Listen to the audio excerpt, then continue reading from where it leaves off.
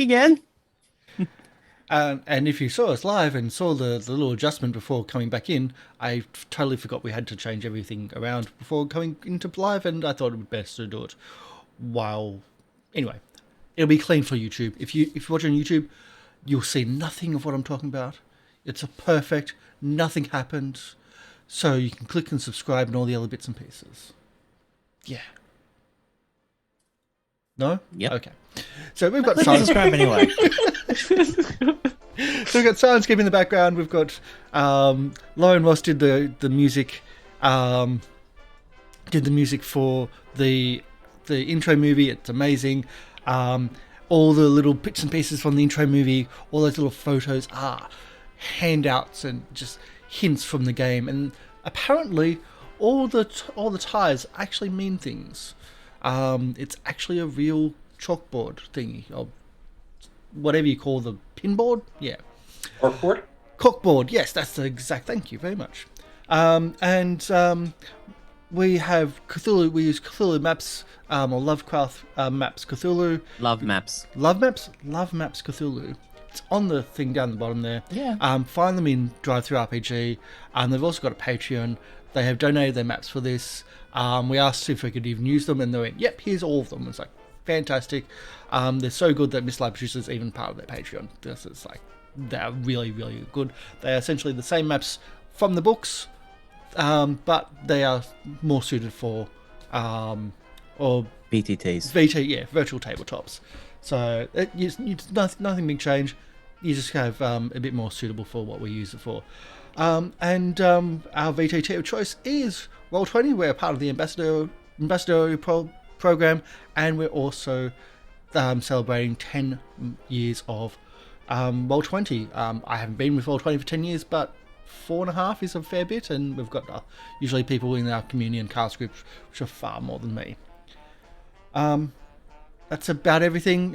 We have gone through, because this game's got a lot of horror and bits and pieces and manipulation stuff.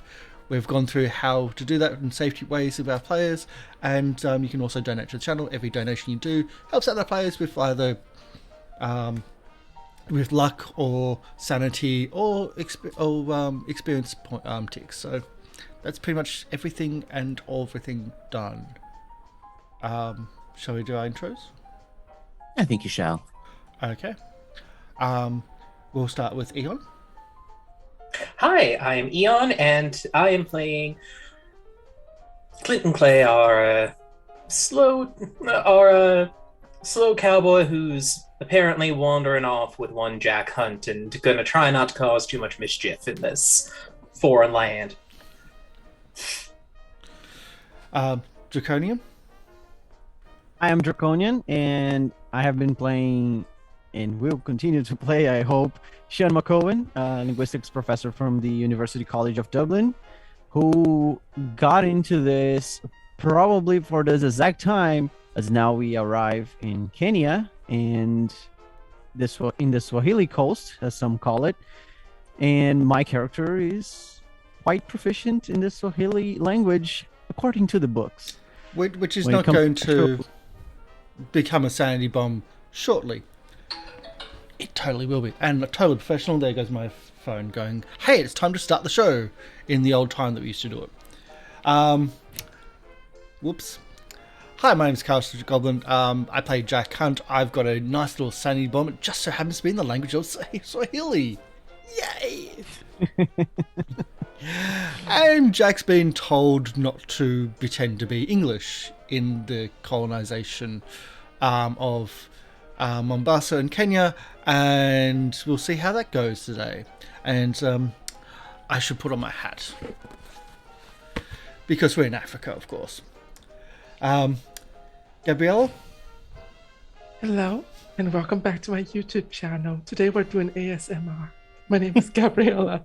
No, we're not doing that? Okay, well, I guess I can just play Lucy then.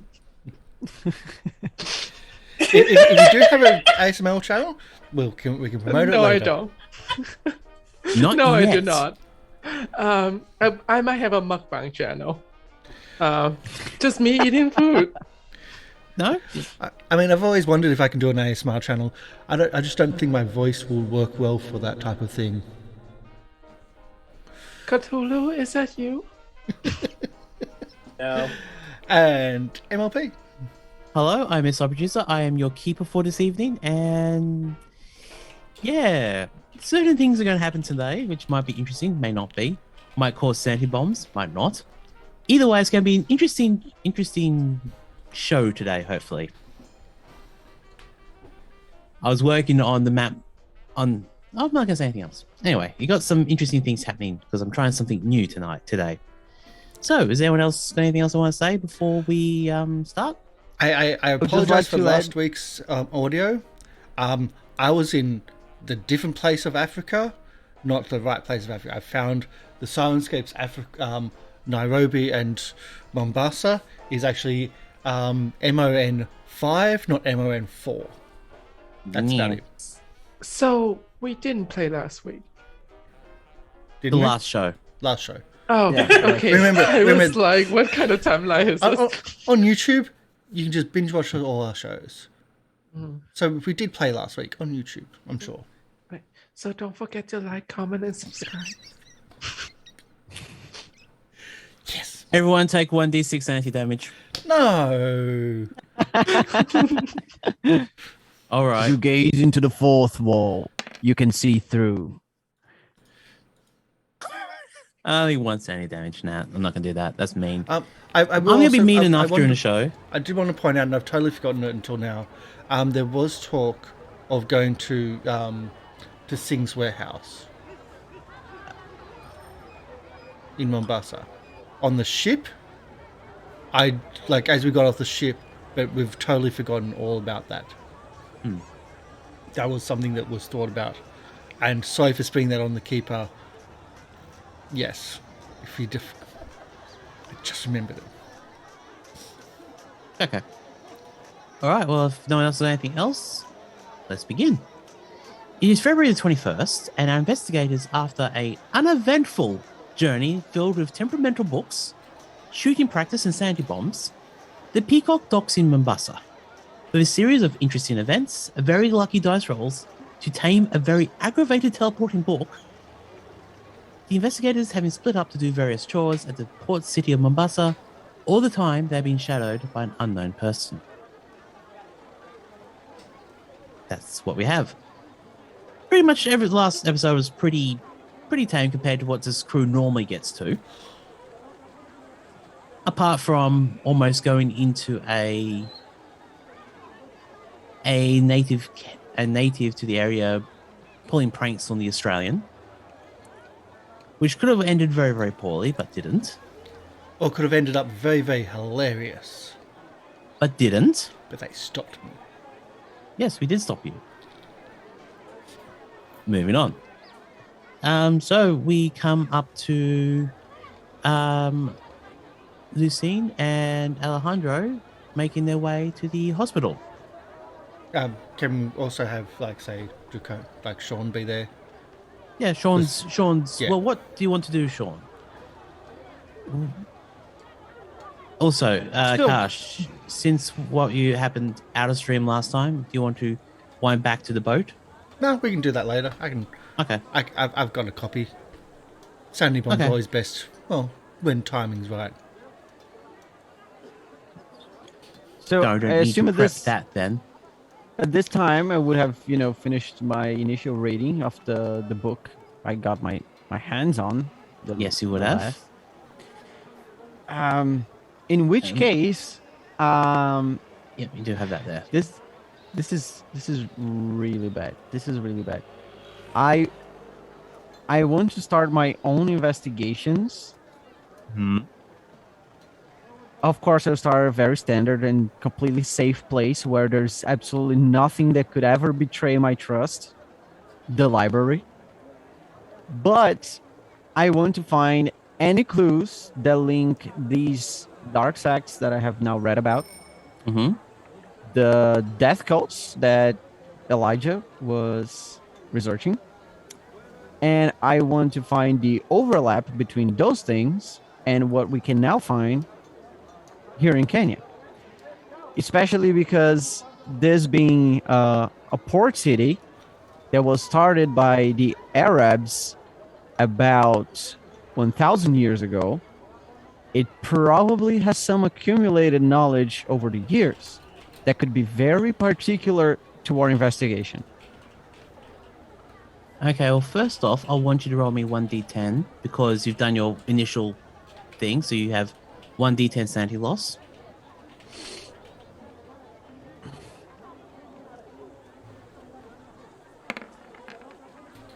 Ooh. Now, I'm not going to punish you for that, but that could be done on the boat over a series of time. Mm-hmm. So you lose 9 sanity for doing that, but you also gain another 4 percentile in mythos. 4? 4. Ooh, baby. There we go. It's almost becoming one of my better skills. I know, it's crazy, isn't it? Literally. Name of the game. Okay. Ready. All right. And I've already put the spell you learned from the book in your sheet. And I've marked it as learned. Okay. So it'd be nice if you told me this before we started, because I'm going, oh, shivers, that's completely derailed everything. I mean, I know. It's half the fun of it. there's also one less little thing that I would like to do. Just as a compliment. Of course, All right. I want to send a telegram to my fiance to let her know that I arrived safely. Okay. That's easy enough to do. There's a government house just down the road. Okay, we don't actually have a direct map of... do you have a direct map of... Yes, we do have a direct map of Mombasa. See. Okay, so say with about an hour of you looking around, you find the local library record area right next to a government house. And you walk in and with a not much of an issue, you find a quiet corner in the library to work. Could you get me to roll me a library use, please? There we go. That's just the thing.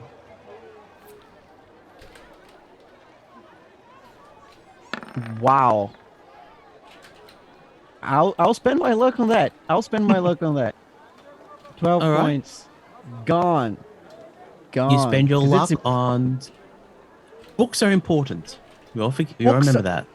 are the importance here.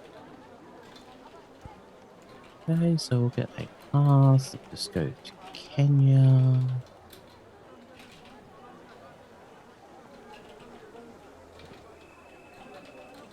Oh, I took 5 extra.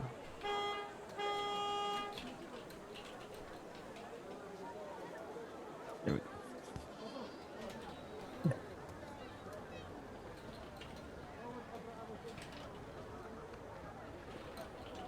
As you sit down, you read your books and try to correlate information from Africa's dark sects to what you know. I would say that the book Africa's Dark Sects has a list of not cults, but alternative religions in the area. And knowing what you know about what happened to the Carlyles, about how they were potentially murdered by a local cult, a local village, but you don't see any reference in your list of cults, for lack of a better term, in the book. So that the murder of the Carlyles doesn't really match what the local area's normal ritualistic, and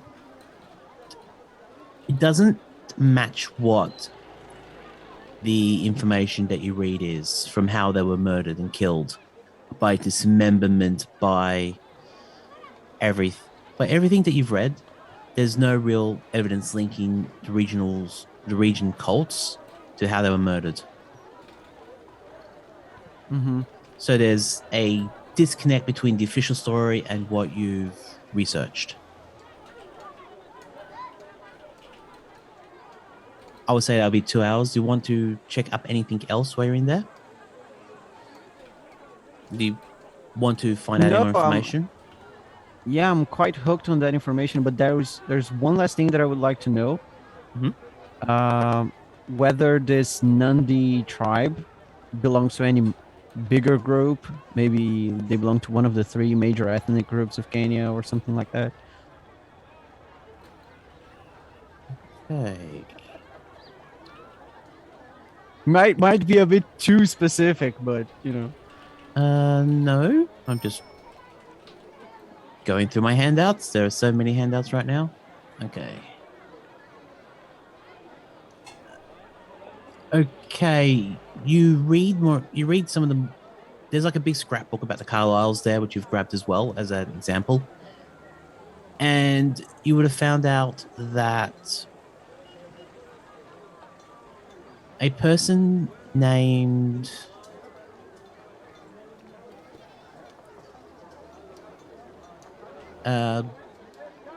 Beatram Nelson was part of the crew that found the Carlyle expedition and the site that they were killed on.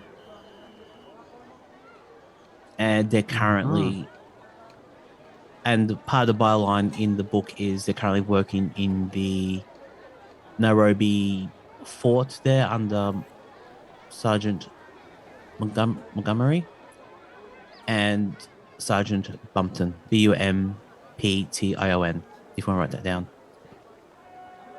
All right. I'll put that in chat for you as well, so you have a link to someone. Yeah, I'm taking notes, but the names I will need a proper. Yep, and I'll send you the information about not the book, but we'll sort it out later. Also, in the books, in the scrapbooks that you'll find, there are a couple of cutouts from the Nairobi Star about the trip that the Carlyles did do. But interestingly enough, no photos.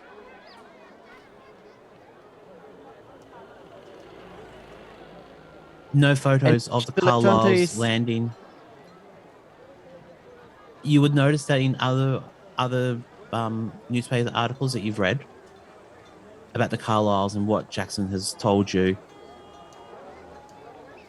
that Roger Carlyle was a very, not a vain man, but always a smile for the cameras. And whenever there was always a camera.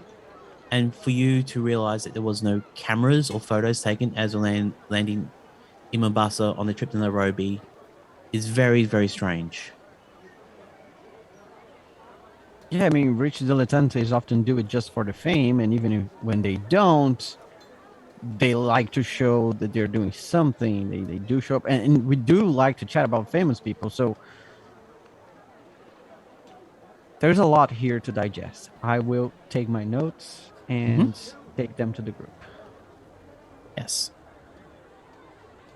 Okay, so now okay, we'll move to what Jack is doing. Who's with Jack at the moment? That would be Eon of Cassius. Yep. Clinton. I think Cassius play. Cassius. Yeah. Either way. So you've just finished up at the getting the sigil on a leather strap, and have you got the book right now? Yes, I did have the book because I had gotten permission and an almost desperate, hey, if you think you can do something, go ahead. Yes. Okay, so you wrap the book in the leather strap. It was a satchel bag. Yeah, a little set. No. Yep. It was a satchel book little bag. satchel bag. Yeah. Yep. Okay. Roll me a power check, please. This is starting well. Are we about to cyclically explode the marketplace? No, not for that roll anyway. The next one takes a little bit of time. You swear that the book, the bag was measured for the book. However, the book feels a little larger in your hands. And as you try to put it in, you feel it's fighting you.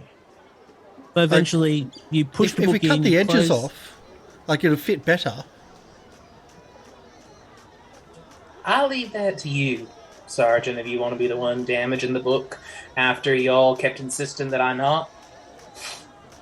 Yeah, good point. Maybe if you put it in water, it'll shrink. What do you put in water that shrinks? It was a cold day. Anyway.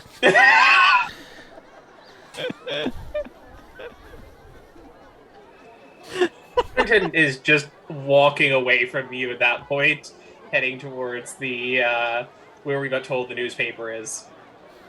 Yeah. Okay, so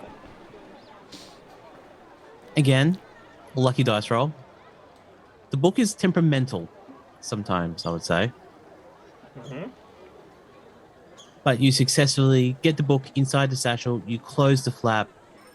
It has a little leather tassel that you wrap around it to keep it closed. Yeah, I think we had, I can't remember if it was a tassel or it had a clasp. I would say a clasp. Yeah. Because you know that the book is, again, temperamental, and leather tassels or something you can tie can be untied. Could have kept that to myself. Either way. So you that wouldn't be the reason for a clasp, is just that it's harder for it to come open. And he's not doing it from the perspective of something's going to untie it, but more just it's not going to get he's an loose. Old Western cowboy. He's used to you don't like having the leather ropes tied. They come apart too easily. So if he could get a metal clasp, he would. Okay, so metal clasp is put onto the book, put into the satchel bag. The book slightly aggravated, but makes it there and just settles down for the day. And sounds like a pet. Yeah. So we've done with the errand. Are we off to? Yep. Nope. Thank you for accompanying me on this, and we'll go and got some questions for the locals. I think we're down over see if they got any records in the newspaper about them Carlyles. Are we doing the official newspapers or the local newspapers? I think we were starting with the locals. So I think the locals one was better in further in country, but we can check them. Yeah, I think that's I think that may be best bet. I mean, we can talk to the other one, but my understanding is they're mostly just business folk. They tend to focus more on money matters. The Carlyles have a lot of money, and so this would be a big business back then when they came. Yeah, it would have been. Probably not bad to check with them after, but that was my thinking. Yeah, and it's a good thought, Jack. Wow, I don't get to hear that often. That's twice in 2 days. I was going to say. I just don't know how to react. I normally, whenever I'm surprised by these things, smile and nod and take it as a compliment and move on.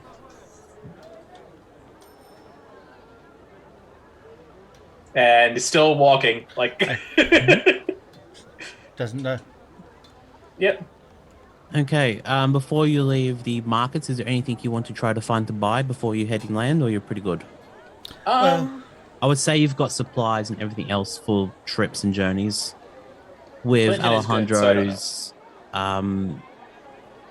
connections and storehouses all over the world, I would say that anything regular you want to find, you can find in Alejandro's warehouses. But anything specific, you'll need to actually try to find yourself. Like exotic ammo, other stuff might be a bit more of a challenge. Does that include for a certain large caliber gun that one of our compatriots carries?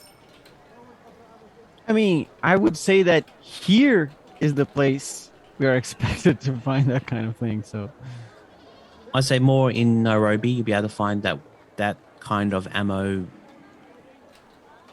more easily. I would say you can find it here, but it will cost a little bit more. Well, I don't have the money. Well, I do actually, but if it's available here, then it's available here.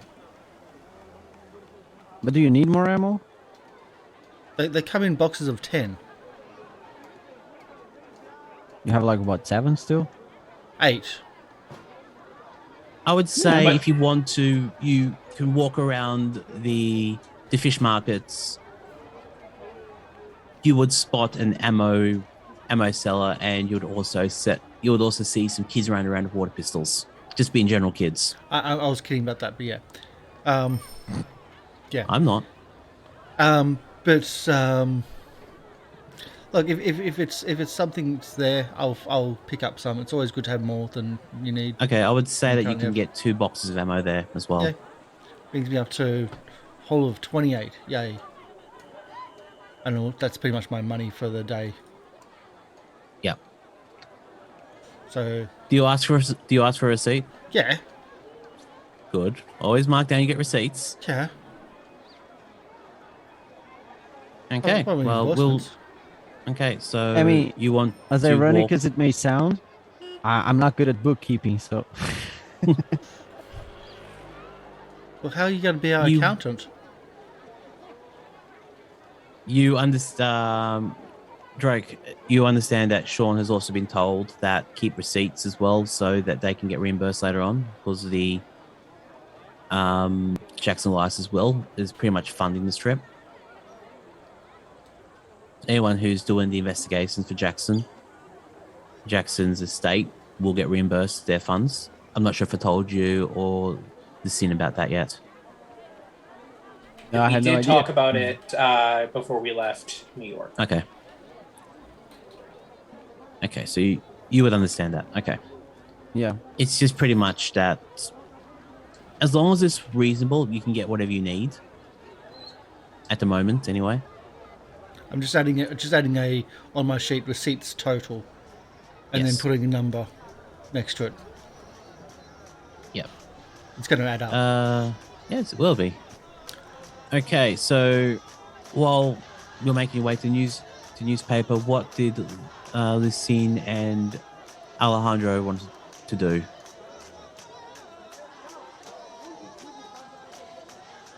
Gabby?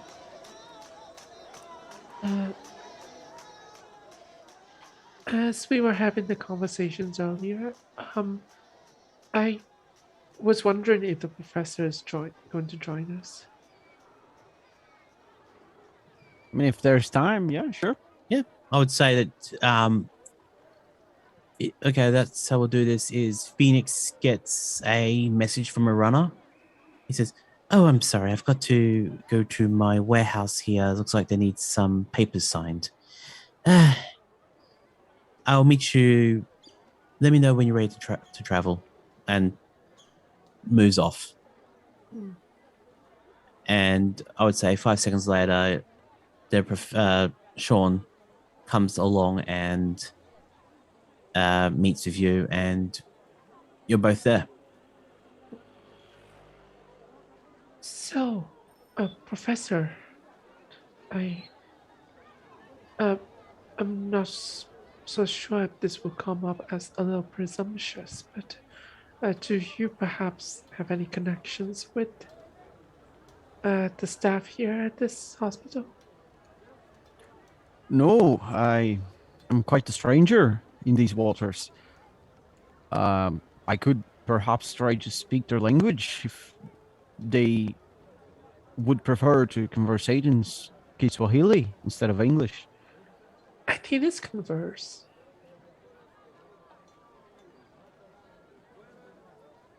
Just say talk. You'll talk to them. I could use the word talk.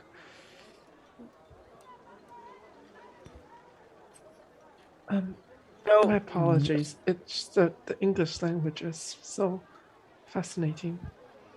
Oh, but I agree. I took years to study and master it. My mother would talk to me in Irish. But let's proceed with this. I need to understand. What do you want to learn from these people at the hospital?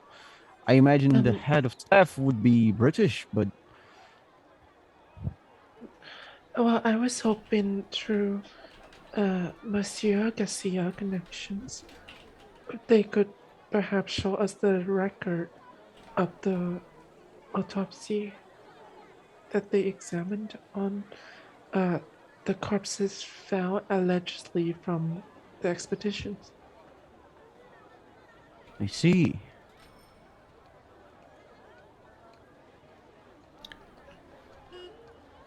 Well, it is not the most ethical, but I could use some of the privilege that I have. You see, Ireland until quite recently was part of the British Empire, so I mean, still, it's a fuzzy situation back home, but I could try to use some of the privilege to perhaps get some favors. They might not even understand the participation of Ireland in the current context. I suppose so. If we have some free time, would you mind enlighten me on what's it like with Ireland and its relationship with the Great Britain? Ooh, a relationship. It's quite something. Between slaps and kisses, I'd say it has been. But that's for another time. Shall we, with your medical knowledge and my former British privilege, we could perhaps find the information we are here for. I might be prone to lying in situations like these, especially if the head of staff is still English. It's a habit I have gotten from the war.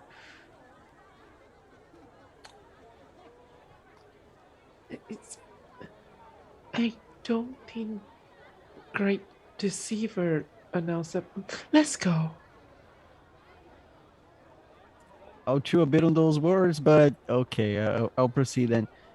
And I guess the idea is to see where we can get this information inside the place. Okay. And try to pass on some official image that we may have to get this going, to get these documents. I look like a doctor.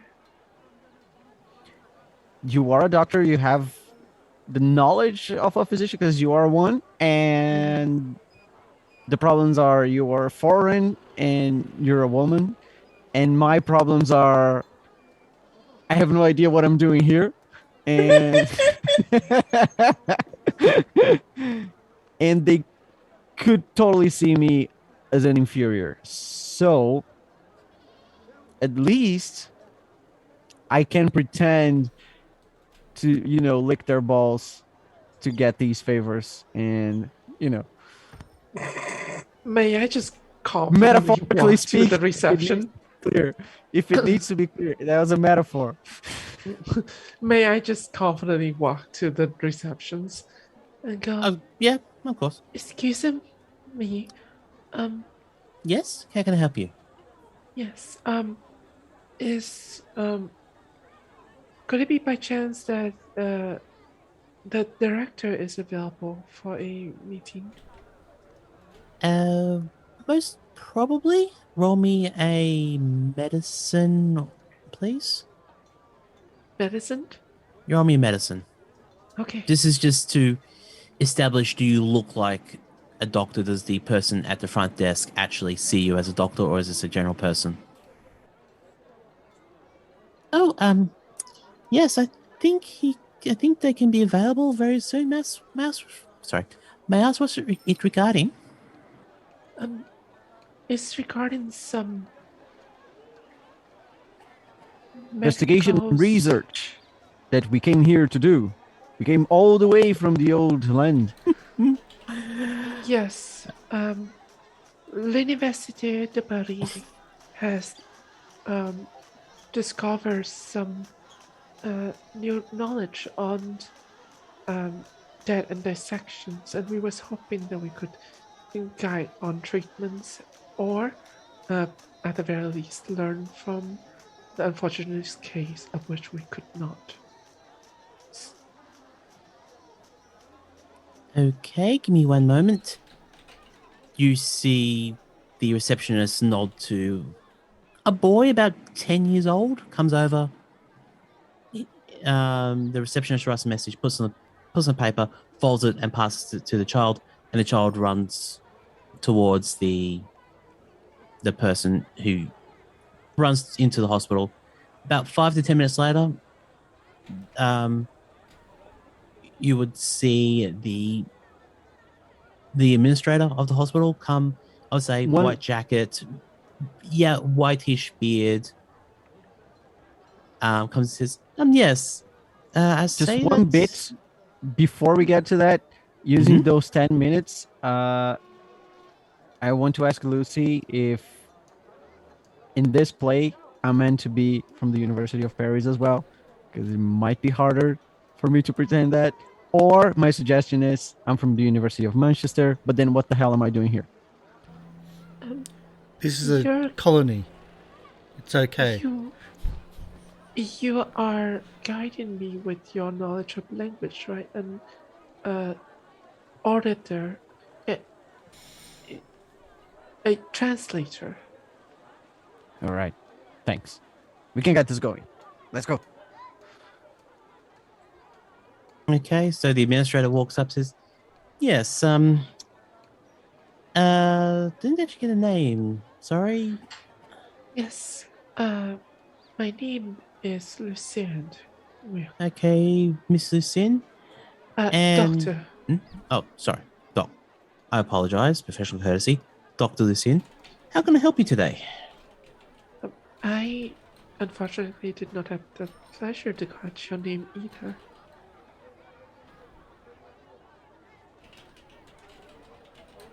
Tries to think of a name on the spot.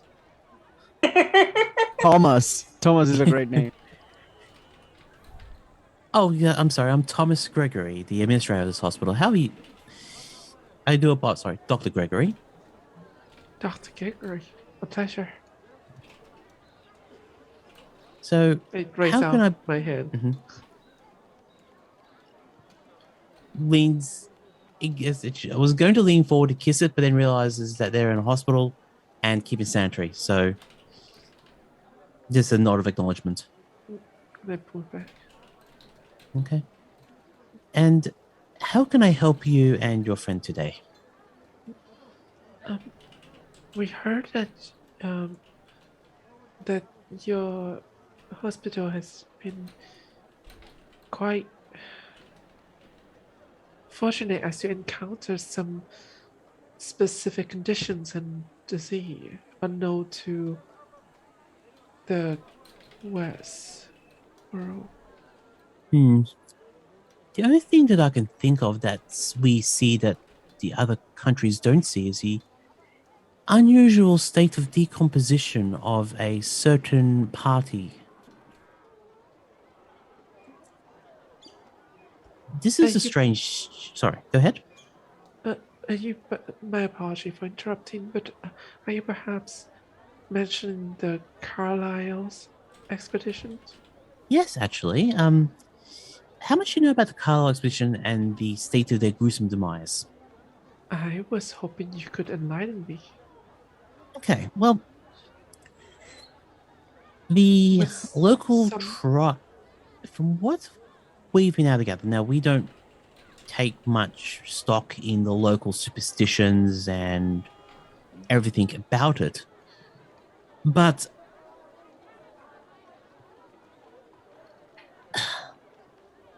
it's just fair if I show you, and that he takes you and Mr. McEoghan into a side room, goes away for about 5 minutes, comes back in with a folder full of photos. Now, as you can tell, we actually don't have the original items here anymore.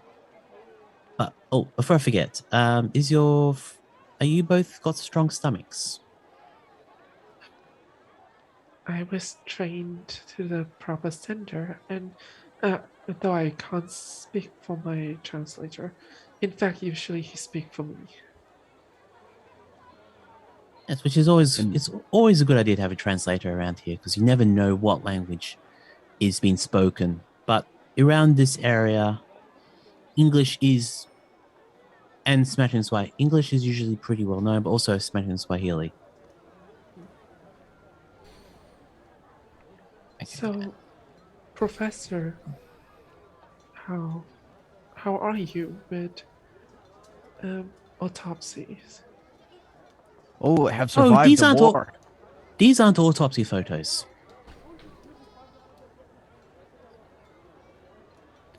Oh, I have seen friends in bombings. Opens the folder. I think I can stomach it. And you see a field of dismembered corpses.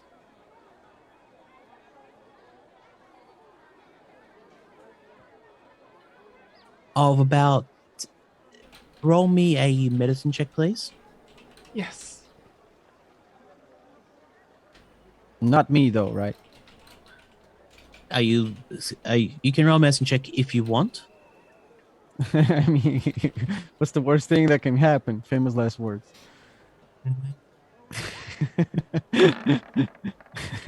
Unsurprisingly so. At least it wasn't a crit fail.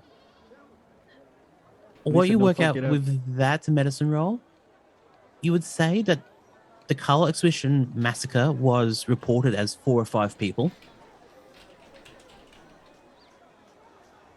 But as you look over this field of disembodied corpses, arms, legs, torsos, decapitated heads, you see that there are about 50 to 100 bodies in this one area.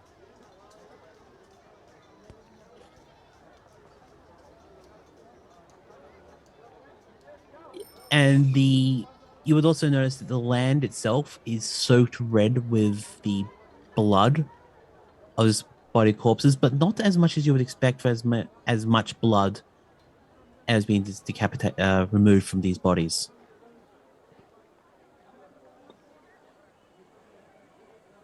Is there anything particularly looking for inside of the photos? And as the administrator is flicking through these photos, you see not only the bodies are extremely fresh. Do any of you remember reading the actual articles about the Carlyle Exhibition and the murders? If you want to roll me an intelligence check or an education check, you can do so now. I'd like to roll an intelligence check. That is a success. And Alejandro got a hard. Oh, Alejandro's not there at the moment. Alejandro is written Oh, I out thought the he story. was with them with the hospital. Like, that was how they were getting No, him. Alejandro has been moved off to his warehouse. Okay, my apologies. Then never mind. That's right. But you've still got hard success, and it's definitely RP. So I need to open up the information. The disappearance of the Carlyles, and when Erica Carlyle came over to find their brother's stuff, was about 2 to 3 weeks. With your knowledge of how the body works and how it handles death, these bodies look extremely fresh. I would say that these photos were taken 3 to 4 weeks after the disappearance of the Carlyles. And these bodies look like they've been murdered yesterday. You can still see blood dripping from some of the arms. Also, has anyone got Natural World as well? Or Natural World or Survival? I do. But before that, I just want to record out. The photo was supposed to be taken at least 3 to 4 weeks before. After they're disappearing. Yes. I just do have knowledge of. I'm trying to see if I want to use natural world or if I want to use. What was the other one that you said? any survival would work. Was survival. I don't think I have good survival, but let me double check.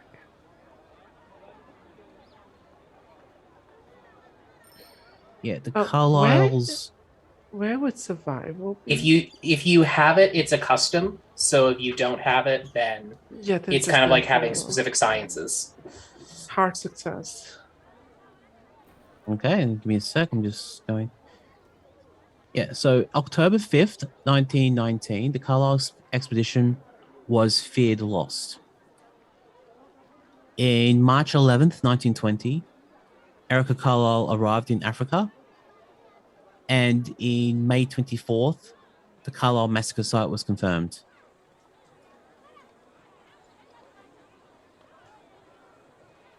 And let me just check that roll. You said May what? 24th. 24th. The site So it's was even confirmed. Yeah, it's even longer than I originally thought. My mistake. But you would also say with Africa October 5th being was the expedition lost. March 11th. You said 11th. March 11th was when Carlyle himself. Erica Carlyle, not Erica the sister. Carlyle. Yes. Yeah. Was when Erica Carlyle came.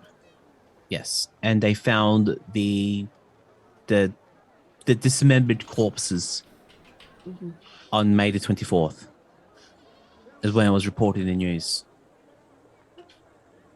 With that natural world, with all that food around, it wouldn't have lasted that long. As in, why wasn't this eaten? Yeah.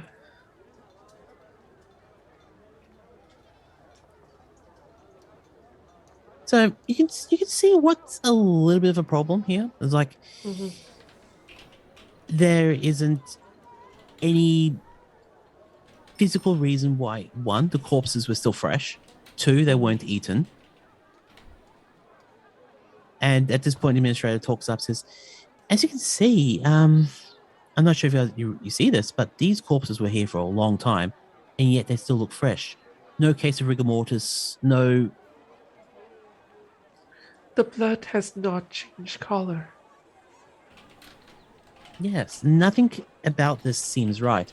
We just attribute it to the weather and the unnatural the unnatural wind was very, very dry at that time, so we assumed that was that combined with something in the local area that helps prevent decomposition, and comes back with a vial of surprisingly red dirt from the area.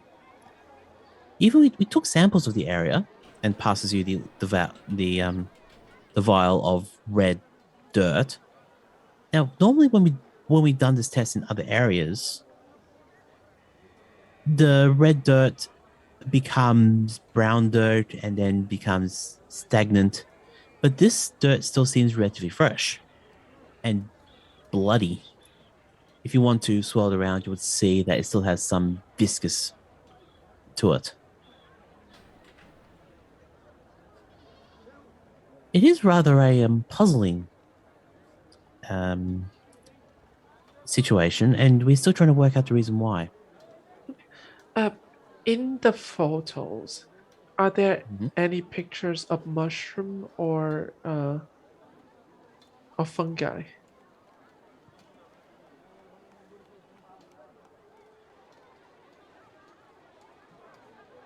Mushrooms and fungi. With that natural world task success, I would say no more than is normal in the area. Yeah. But doctor, there are fungi in that area.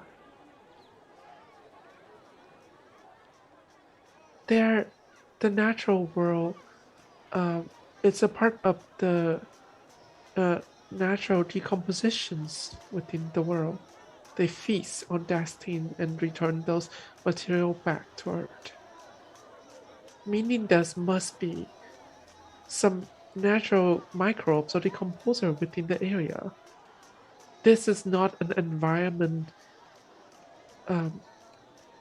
palpable for natural mummifications. In fact, I would argue it's quite hostile against natural mummifications or preservations. This is not a bog body. No, it's not a bug body. So, in your medical opinion, what do you suggest could have caused this?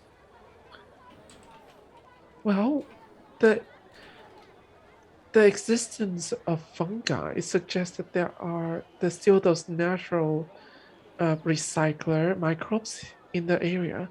So whatever is within this body must have been so hostile towards the microbe that even those natural recyclers could not break down the bodies.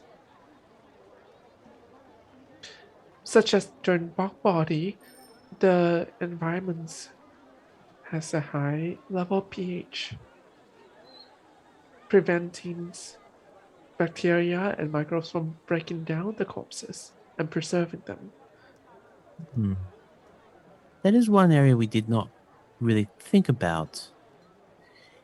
Are you thinking about heading to the area of the massacre yourself? I would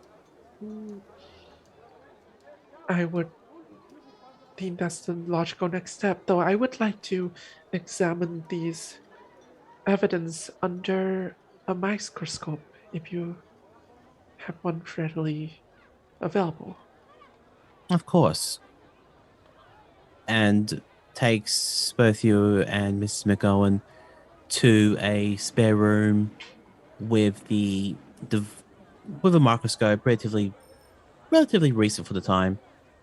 Set of slides and everything else you possibly need to do some research.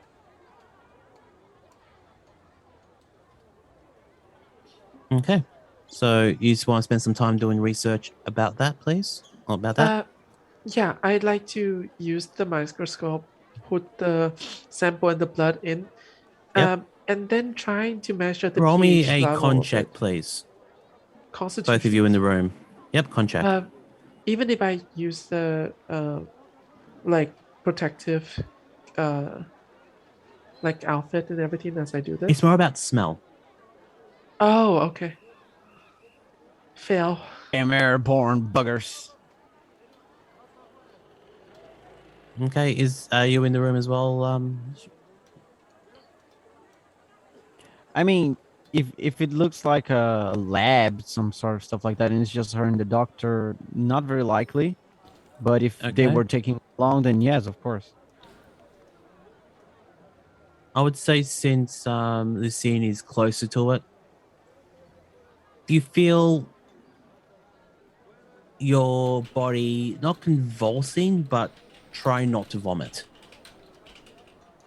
The smell in the air is your normal old blood smell, but has a touch of acidity and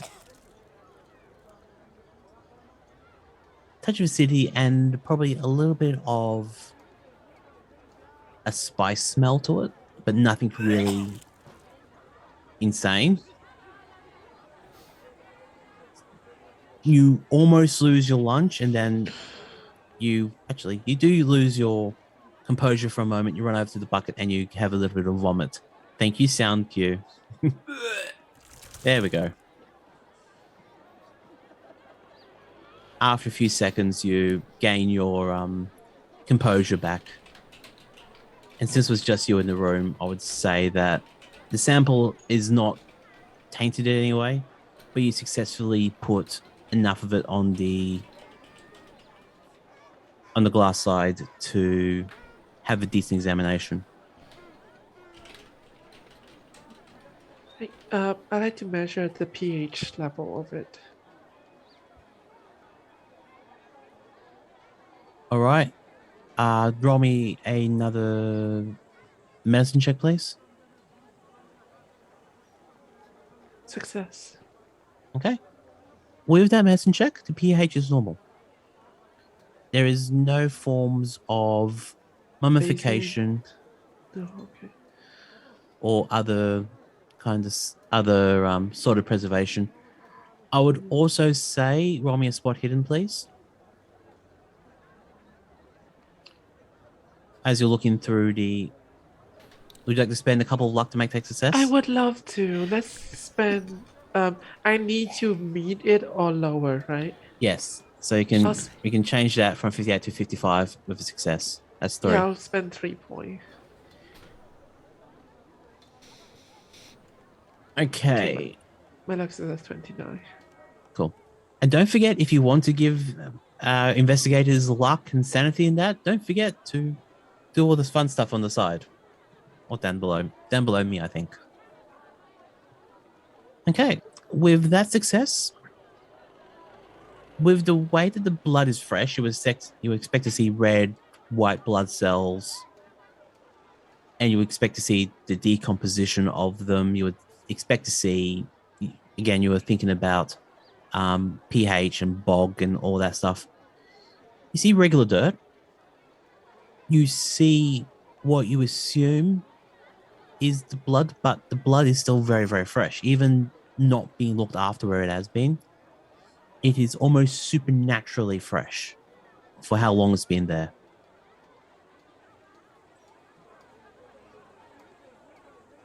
But you don't see any signs of fungus. You don't see any signs of preservation. Huh. Could I try to break it down myself? How would you like to do that? Accelerate the decaying process.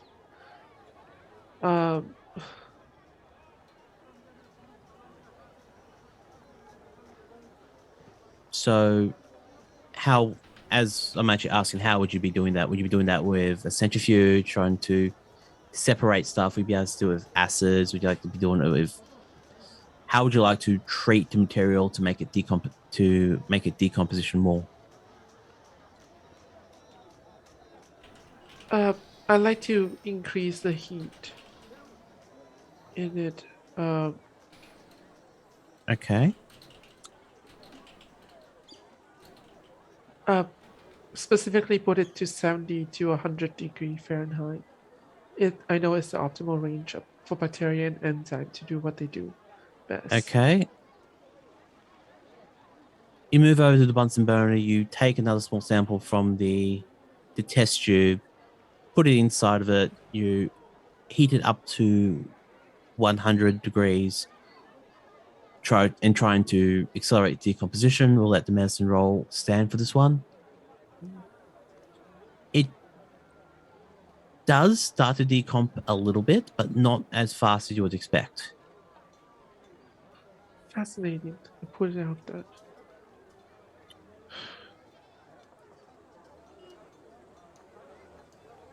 I noted now that it's almost like the blood is refusing to decompose. Roll me a spot hidden, please. Success. As you look through the magnifying, do you want to now look through the magnifying glass before you wrap up here? Yes.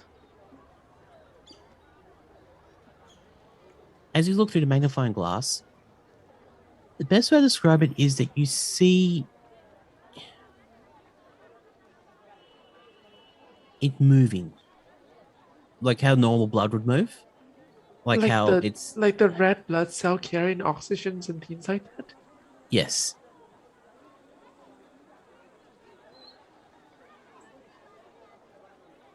Roll me a sanity check, please.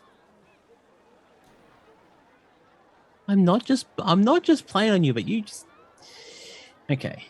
1d3. So roll d6 divided by 2. You lose 1 sanity. For sanity, I I round down. So there's one sanity, because blood should not be doing this. Mm-hmm.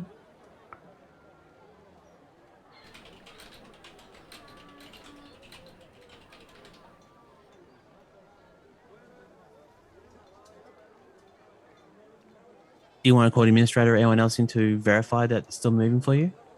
Yeah. Okay, so would Miss McEoghan be outside the room now, or would they be inside the room? Because I would say this has been about an hour and a half to 2 hours of you doing the research now.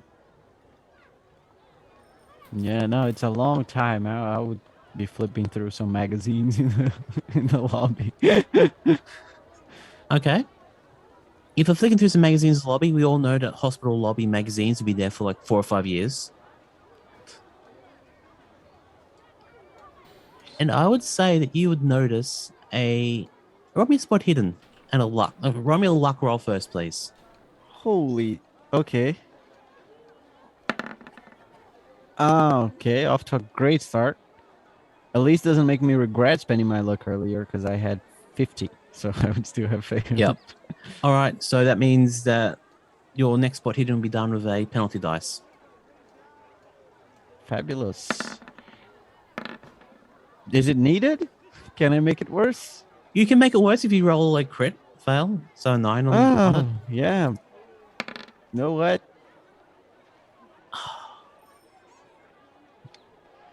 You don't see much in the magazines. You see articles and stories about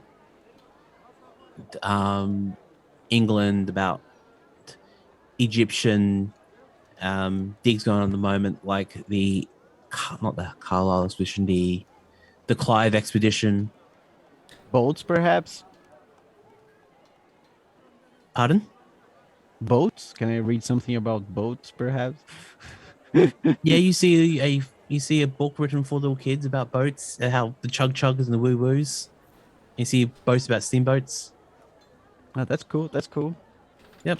That's interesting. Yeah. Shen hopes So, to have yes. kids one day if he doesn't get too old first. Mm-hmm. Okay. So you would say at this point, does Gabby run out, looking very flustered and trying to get someone else to verify an investigation? Yeah.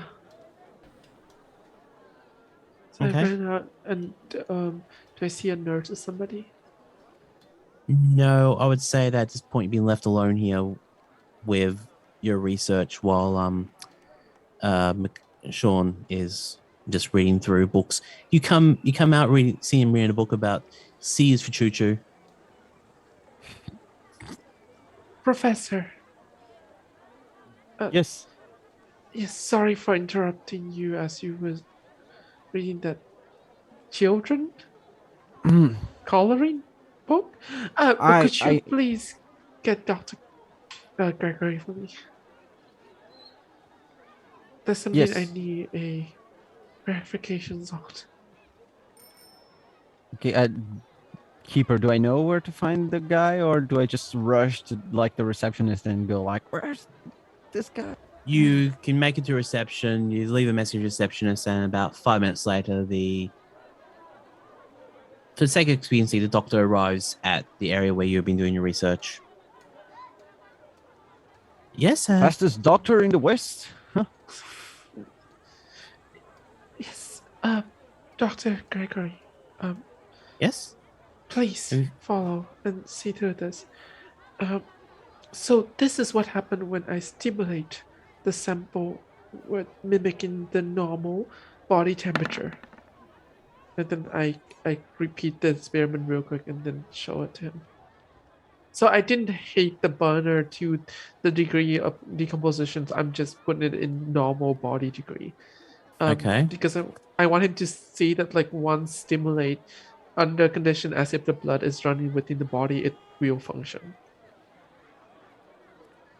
Keeper, in a scale of 1 to 10, how likely are we to get erased for knowing too much or for holding information that could cause some panic?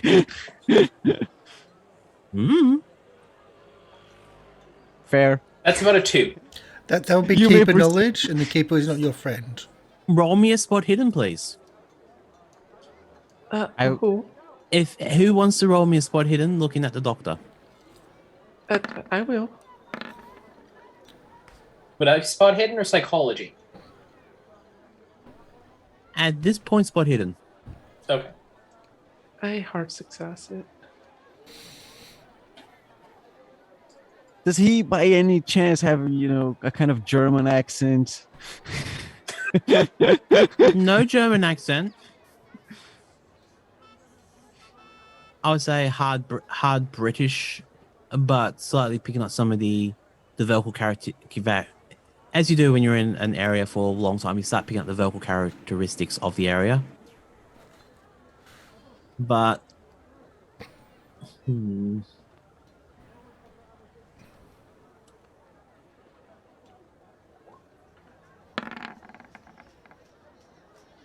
you're lucky. Either way. No tattoos, no insignias, no nothing on it. The tie is even blue. So nothing majorly on him that would show him to be anything that he's not.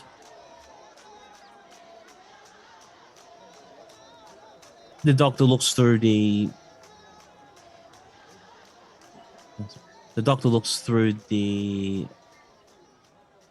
magnifying glass. Oh, not fast. The Microscope. Microscope. Thank you. I had brain fart for a second there. The microscope sees a little bit of movement from the original, from the new version. Do you continue on your experiment? Mm-hmm. And as you raise the temperature, you take a new sample, you put it on the microscope, and the blood is more active. It took on the oxygens, which changed the color of the red blood cell a little bit. Yes. That shouldn't happen. Yes, it's behaving as if it's running within a living vein. It's just took in oxygens. That is why our red blood cell changed color. Right? Because the blood that's flowing away from our cell would be darker color as they took on waste. And the one from that flow into ourselves, delivering oxygen and nutrition. Okay, well, this is new. Bizarre. We never actually occurred to run this experiment ourselves because, well, blood outside the body only has a certain limited shelf life. If we can work out the reason why this is happening, this might revolutionize blood transfers. It might even revolutionize the way Medicine. that, yes, mortality even.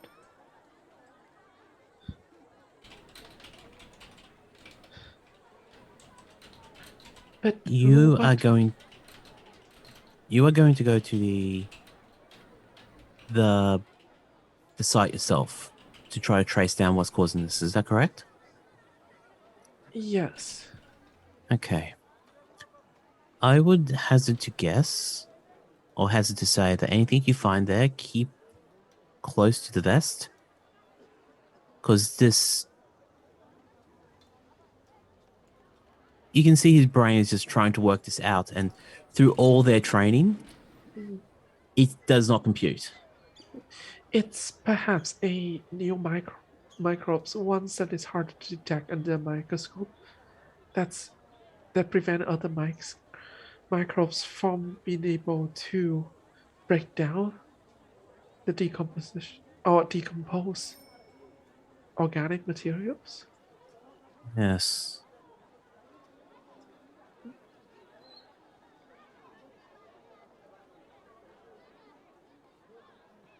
Are you looking back through the microscope, or is the doctor looking... Actually, no, the doctor's looking through the microscope again, because they're there.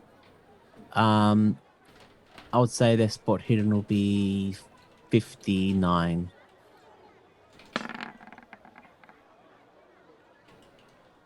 No. They don't see anything. They just see what they're regularly seeing at the moment. It's what you've described to them. They're not seeing anything else. Do you want to have another look through the microscope? Yeah, sure. I know it's a sanity bomb.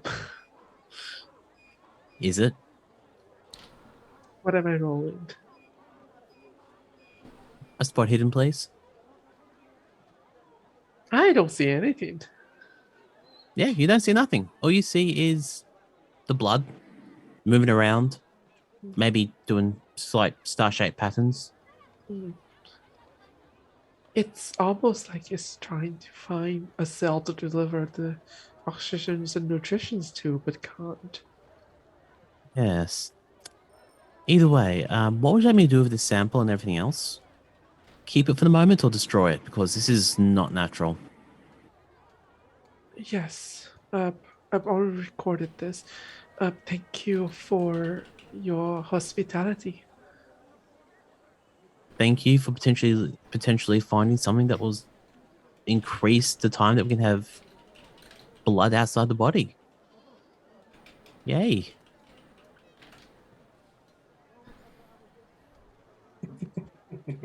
This could save many lives. And I'd leave maybe a little bit too fast with Professor McEoghan. I go, Professor, I think it's best we leave. All right, we can get on our way. Was it helpful in any way? I look around. Anyone here could be somebody. And I go, Are you looking around Are you looking around specifically for something? I'm just like a paranoid, like a I'm not sure what to believe in, and I'm just like, okay. Please just let us discuss in Okay, the hotel. roll me a spot hidden, please. Both of you Why am now, I if you want doing this to. to myself? 98. Do you want to roll one as well, since you're with Lucianne, Draco? Yeah. I didn't figure I was suspecting of everything around me in the same way, but well, with Lucianne looking around like they're paranoid about something, it's natural reaction to actually also be the same as well. yeah. Yeah, you don't see anything. You see this regular hospital, and as you walk out of the hospital, you don't see anyone following you, chasing you. It's just another regular day in a different country. You speak. Do you know French, Professor? No, I'm sorry, but I'm familiar with your language. It's not my You language. might just need some good tea. The Kenyans, they have a lot of tea in this here. I show him a little bit within my coat, and just show the vial, and I go, maybe we can wait for teas after. Because I'm taking the vial with me, right? Like that's what the doctor. I know. I thought that Am I understanding that correctly? Oh no, he's keeping it. he asked you what to do with it. Never mind. Then please forget that.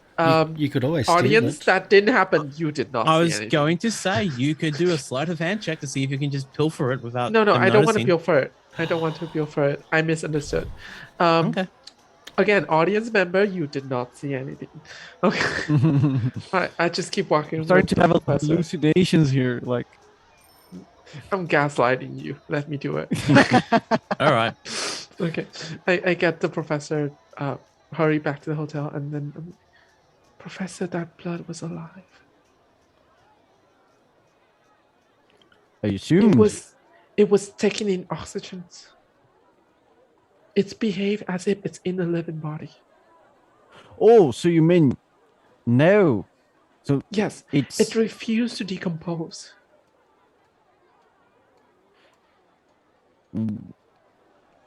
Wait a minute.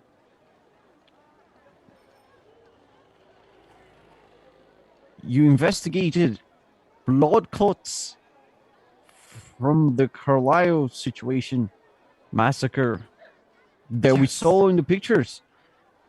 And it's alive. This blood clot sample was as if still alive. Yes, it's taking oxygen, it's taking nutrition. It just had nowhere to deliver to. I suspect if we presented it with a freshly dismembered body part, it might attempt to deliver the nutrition to the cell itself. Are you sure you didn't miss some enzymes or something in the blood? No, and even if I did, Dr. Gregory wouldn't. There was 2 of us.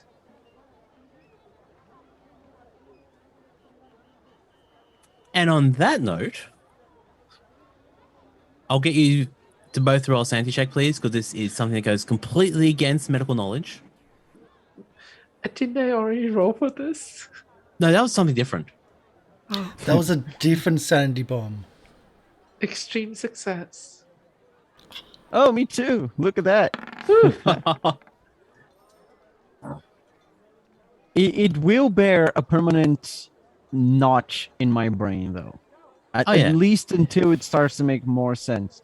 Because right now, it quite doesn't. I have read about similar things happening and being done, but like this is different. Because there is no vast... Oh, okay, I'll explain this to her. I'll do this in character. Lucy, I have read about possible effects of bodies coming back to life. I have experienced similar things, but a body, a person, a vessel for life, not just a part, a vain part that comes and goes as we exist, as we live, and we have to exchange our blood cells. You know, this is something entirely new. Yes, whatever is causing it could also help preserve blood and transfusions. If necessary, it potentially would revolutionize the whole field of medicines. And it would potentially bring the end of the world. You understand that, don't you? I don't quite follow. We have no knowledge of the sources for this phenomenon. We have no knowledge of the possible consequences. You have only witnessed this blood outside the body. It's different. It's unlike you saw somebody we resurrected with it. You don't know what happens if you inject it on someone. Mayhaps we should try this with pigs or chicken or mice first. Oh, absolutely. I do not intend to experiment on them. I do not wish to experiment on this, whatever this is, until we at least understand more about its origins. The origins. It's where we will need Mr. Garcia the most. Yes. There was not... Well, if there was a microbes or any simplistic life form in there that facilitate this effect, it certainly didn't show on a microscope. I know somebody who might take us to the right place where this blood was taken from, and particularly somebody who saw the massacre firsthand. But we would have to travel all the way to Nairobi first, and for that, we need to meet back with our companions. Yep, let's reconvene with our companions, and well, if anything, I am eager to share this new medical knowledge. Or I'm not something sure else eager entirely with Dr. is how I feel about it.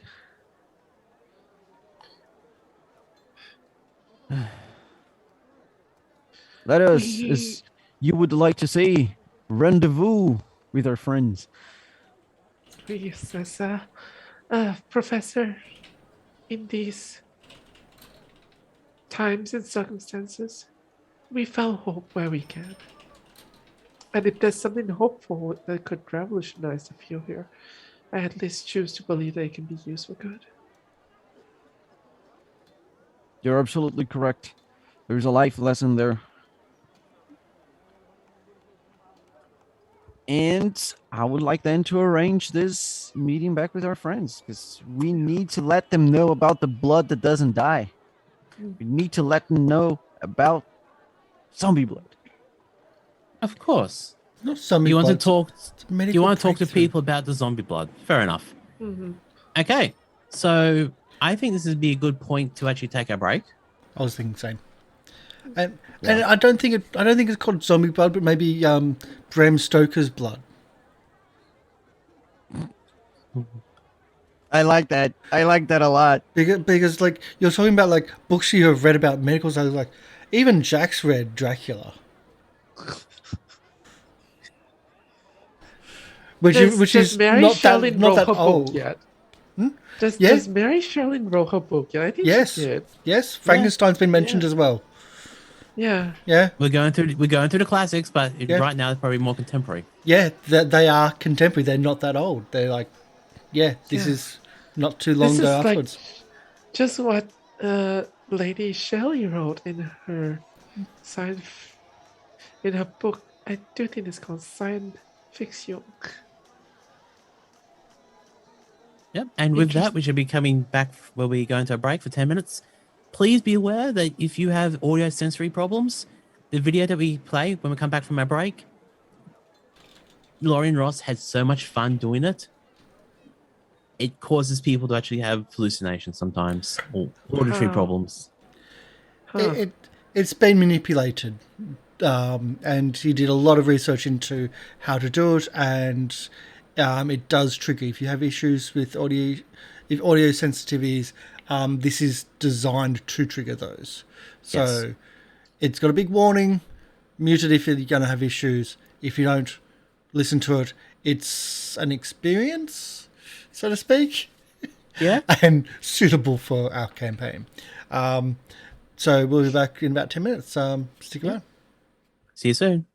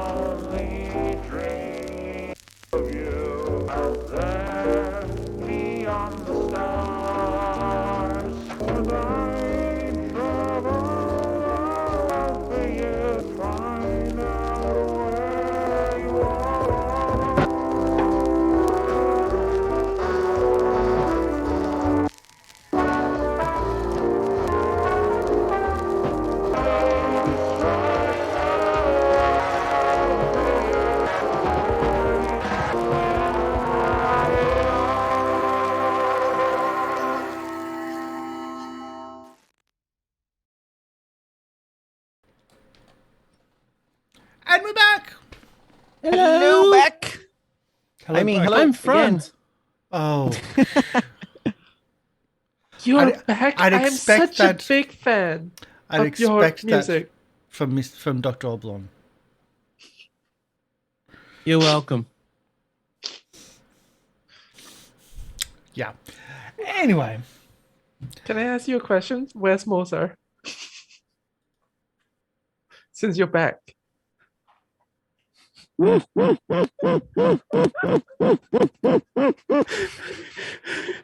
mean I Bach? think you've just dated everyone in this. Like I aged everyone. Here. I take 5 sanity damage. I'm sorry, you just caused the keeper to have sanity damage. Hey, Karsh, it wasn't your fault this time. I know. It's weird. It's wrong. Oh my god. I'm lost, but okay. I just don't understand where that went, but okay, let's keep going. We're back to live. Yay! Let's start the sanity loss.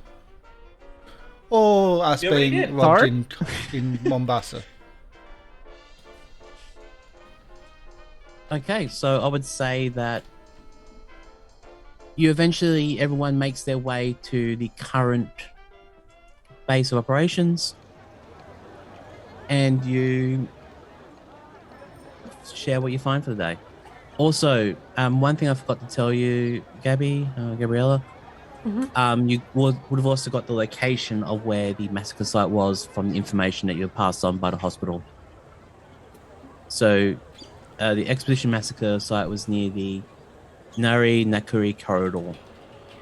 I'll put it in chat for you. Thank I've you. already put it in GM chat, in chat for you, so you've got it there. Got it. So you know where the massacre site is. So if you do want to go and visit it, you know where it is. Okay. So as we come up, everyone would be making their way to the hotel where Alejandro has secured accommodations for the night. Did we get to see the local paper? Sorry, newsagents. Newspaper. Yeah. Sorry. Thank you. No. So we went to the newspaper and got everything. Absolutely everything. We got all the clues, and this is what all they are. We raided the keeper. Okay, so I mean, I hacked Roll20 and got keeper access, and I know all the secrets. no, you don't. But it's all I good. don't. It's like when a beginner player goes check the monster in the monster manual, and you're like, dude, what are you doing? So, if you play other role-playing games and that happens, you do not do it in Call of Cthulhu. The idea is to not know. Not know. And we're nailing that. yeah, you're doing extremely well, not knowing anything. I love it. My philosophy is both of you to assume that I didn't want you to find what you found. Oh, you found information that was interesting. I say that. But let's work it out. So, Jack and Clinton? Sorry. Yes. Clinton, but Clay. I'm always going to Clinton. think of it Cassius Clay. Now you say Cassius because I'm always... Yeah. Anyway. Clinton, you make your way to the local newsagents. And you walk in and you can start from there. News agents or newspaper? Newspaper, sorry. Just checking. Shall we do the English or the American? I do the American about read. Is it still like early afternoonish when we're doing this, or? I would say early afternoon, yes. Yeah. So that's as we walk in. So you say, "I do them." So walk in. Howdy, partners. You know what? Clinton is completely content to raise an eyebrow, lean back against the wall, and let Jack put his foot in his mouth. Jack had asked him to take the lead, but if Jack's gonna take the lead, he's good with this. No, like you just said, we'll do American. So that's Jack's doing American. That's all I got. Like, this is you, Clinton. That's all the American I got. Oh, no, fair enough. Good afternoon, fellas. Yes? Sorry to be bothering you. We are new in town, as might be a bit obvious by everything here, and we're gonna be. Our employer is having us follow a bit of a. You know how the rich men get in their weird hobbies? Well, his current hobby is the Carlyle expedition. And he's yes. following the trail, and we were wondering, just to save our own skins, that little bit of mess. Have you had any information or leads from whenever they were here that we could potentially? I understand if not, but we do have some leads around here, but if you really want the more pertinent information, We'll probably need to go and see the Nairobi Star. They're based in Nairobi. They have more relevant information, but we do have some archives here and points you to a folder of Nairobi Star. I would say that early 1923 information. And if you want to, roll me a library use check as you look through the books. And if I don't know if anyone I else have wants been much to roll. library use. Nope. Does Jack want to have a look as well? Yeah. All right. I don't have enough chat dice to also luck to spend on that. Yep. Don't forget, if you have channel points, you can spend the channel points or money to give them luck. Yeah, that's your options. One or the other. You can do Does it. help us out. And if you subscribe, it also gives the opportunity of choosing that or sanity. My character personally has a lot of sanity, just almost no luck. And some of us are opposite to that, so hey. So, have you got anything older? Like, there doesn't seem to be anything around that time period. Not that we have here, unfortunately. No. Most of our, we just have the relevant issues for stuff relating to Mombasa. So if there was an article featuring Mombasa, would have that article or that paper referring to that thing. But most of our archives would be based in Nairobi. Right. No, that makes perfect sense, and thank you for that. No problems. Do people come in asking about them Carlyles a lot? It happens more than you expect. About a couple of weeks ago, we had a couple of people asking about it, and it's actually been more of a regular thing nowadays. I don't know if you noticed, we've actually had a lot more foreigners come through. A lot more than normal at this time of year, unfortunately. So, non-colonists? Well, not non-colonists, just people from China. We've had a couple of people from Australia. We've had some Americans. Now we've got more Americans. Why would an Australian come into here? They're all criminals. Yes. And I'm surprised they got onto the boat. You know what? They could have actually just stowed away. Well, if they could have stowed away, they probably shouldn't have stowed away to go to Australia in the first place, because that's a stupid criminal right there. Regardless of that sort of scenario, but do you know when the last person would have been? Just because our employer might have been able, our employer is supposed to be meeting up with a few people, and I'm just trying to make sure we're not duplicating. Right? If somebody's already bought the cow, ain't no sense buying it twice, right?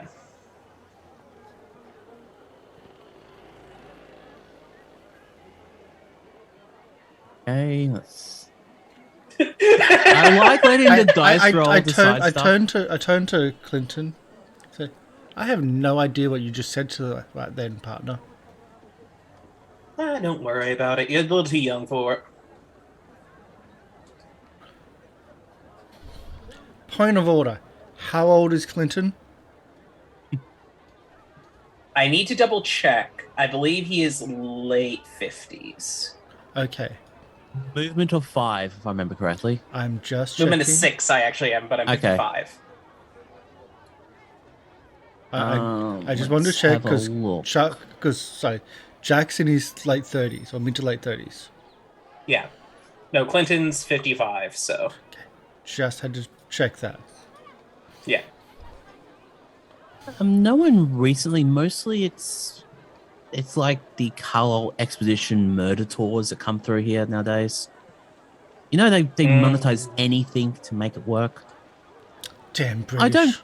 I don't dispute people trying to make a living, but yeah, it just doesn't sit well with me sometimes. But they normally go to Nairobi, get their information. About 2 weeks later, they come back after visiting the murder site. A little more hello, a little There's bit more a murder gaunt. site? Yeah, where do you think they found the bodies? I mean, it doesn't surprise me on that part, but still, that is kind of saddening to hear that there be people so eager to take advantage of this whole situation. What do they say when you say they come back all traumatized? What do they say? That's the thing, they don't really say much. Like, It looks like they're their staring tongues were into cut the... out, not saying much, or they're just like, That's oddly specific. well, Roll you me a can't spot say. hidden, please. Say, well, what? Roll me a spot hidden, please. He's got a tongue, hasn't he? He does. I'm just checking.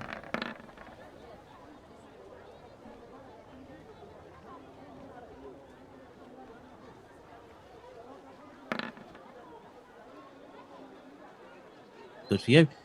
No marks, nothing on them. No, it's just hidden. Better than my spot, No. apparently. No marks, nothing. A raised eyebrow about how oddly specific a cut tongue is. Well, if you cut Yeah. someone's tongue out, they can't speak. That's what I mean by can't speak. Partner. I'm afraid I'm a bit lost on the specificity of your example here. I would have personally asked if the person be mute, but you know, Like thinking that about guy silence. that guy on that ranch, yeah. He was, yeah.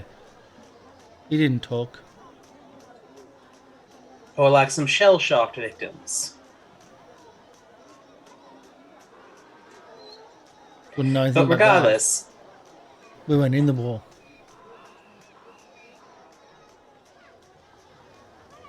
with that, thank you very much for your time, and thank you for pointing us in that right direction. We'll take a look. I believe my employer is going to be taking us over to Nairobi soon, so we'll have a look while we're there. Of course, and if you hear any information, please let us know. Or if you want to return some newspapers from Nairobi, sometimes the transport on the trains can sometimes have a little bit of issues. So you want us to deliver them for you? No, if you have any papers from Nairobi Star, bring them back. It might be newer from our latest archives. We only get delivery from there about once every month. Okay. We'll see what we can do, and I actually did want to ask just one thing because I know we get just the weird stories that come overseas. We don't actually usually get anything too accurate, unsurprisingly. But was it they kept saying that them Carlyles were attacked by the locals, and that just seemed a bit odd to me, given the whole situation. Was the group that they were dealing with known for that sort of violence or anything like that? Surprisingly enough, no.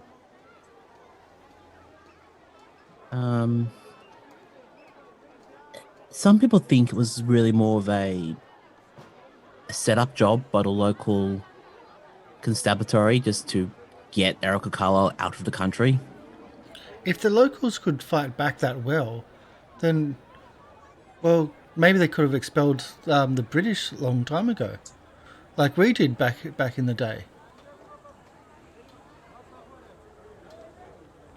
Keep a question. Are you asking about the Australian League, the American League? I'm still going to try the American. That's trying why to I be keep on saying American. partner every now and then. Yep, just checking. Yeah, I mean, I'm back. that story is a little bit grossly exaggerated, to be honest. But regardless with it, no, if that's just what we wanted to check, because we do have an interpreter, but don't want to go stepping on nobody's toes while we're out there, and the locals have enough problems without us adding to it. Yes. Anyway, I hope you have a lovely day. We got to get our newspaper people in to deliver the evening edition. Is there anything else I can help you with today? No, you've been very helpful. Thank you kindly. You're welcome. Cheerio. I slip into the British accent as I walk out. Just straight to the confusion. And with the straight to confusion, we come up to. I feel like I am hurting right now. You're welcome. I've You're done welcome. my job well. Yeah. No. I mean, the thing that's coming to mind right now is I'm not sure if anybody's seen it, but it's like the talking elevator in Scotland, where it's like there's no buttons, it's voice activated, and the two Scottish workers are basically going, "Oh, this is going to go so well. The computer programmed to recognize American English is being put in Glasgow. We're going to get so far." And then they're trying different accents, and it's like, okay, we'll try and be like Irish or Cockney or something like that. And it's like, great going there, Dick Van Dyke. You can definitely tell your accent.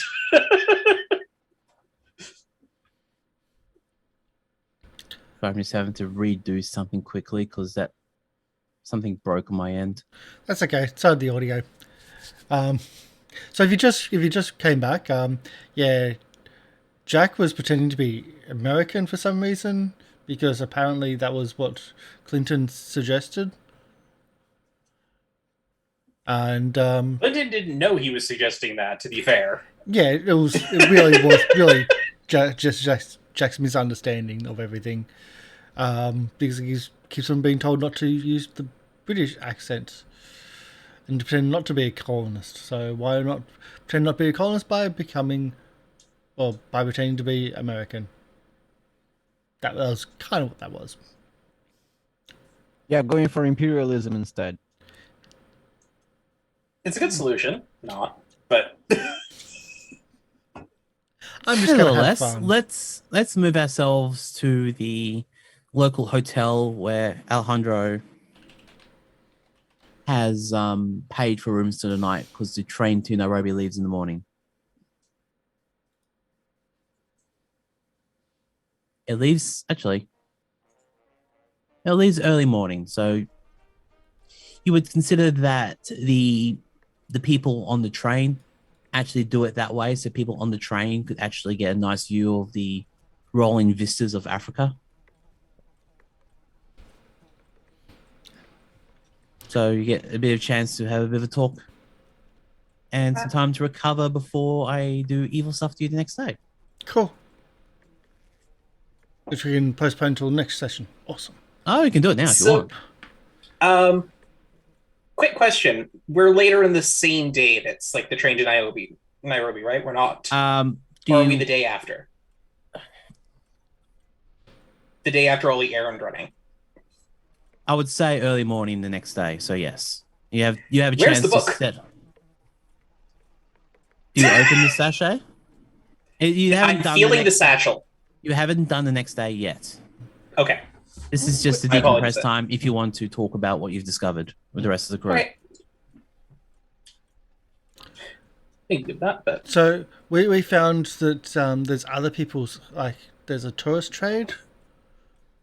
Like, there's people coming from China and America and even Australia, like, investigating the Carlyles, and they apparently go out to the murder site and then come back all like mute, but not with their tongues cut out. I'll turn to Clinton. Yeah. It's waiting for confirmation. Like it's a bit of a strange thing. So like Jack had a good idea of talking with the local newspaper, and we went in to go and see him.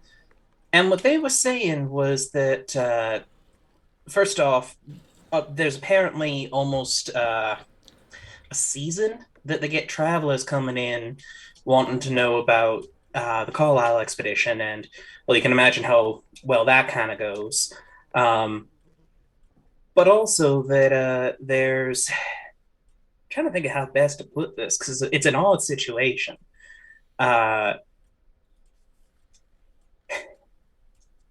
They mentioned on first off the group that the Carlyles was supposed to have been hurt by.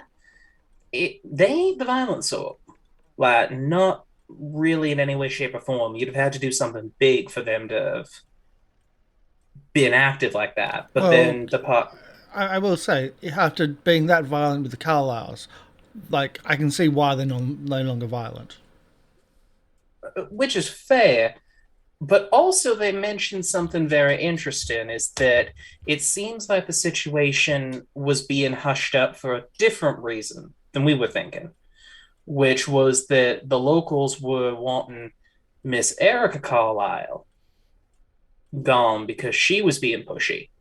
So it seemed like maybe they was fabricating a story to get her out of here. Now, why they might be doing that, I can't say, but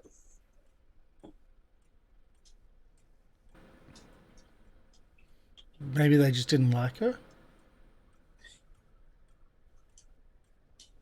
I mean, that could definitely be the situation, but it's still just. It's a pretty tall tale to tell just to get one individual, no matter who they are, to leave. I mean, maybe they really didn't like her. Like, really, really, really didn't like her, and she wouldn't just go. I mean, again, I ain't got the information to fully say. I'm just relaying to compatriots here. Unfortunately, the situations might be closer to the account than would like to. I examined the documents of what they found at the massacre site, and there must be at least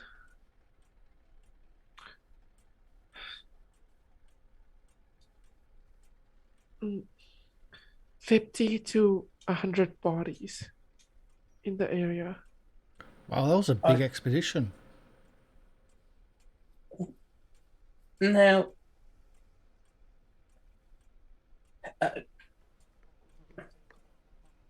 I have two questions in regards to that. One, and just because I'm trying to refresh my own memory here, didn't the initial reports indicate the bodies were too mangled to identify?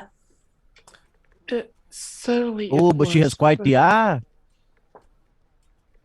You can judge from the ligaments and the remains to see where the cut has been made. And no, and I agree for that, but the reason I was asking for the other is that if there's hundreds of bodies in that kind of state where you can't identify any of them. I'm actually quite surprised that it could be identified because the body was fresh. Now, keep a clarification for you. All the photos are in black and white, but you wouldn't have seen any Caucasians in there. A lot of it was mostly locals. So you would assume that either it was buried under the rest of the bodies, or there was no Caucasian body there. At least from that angle. At least I'm from that just angle. commenting on the fact that the body is not decomposed.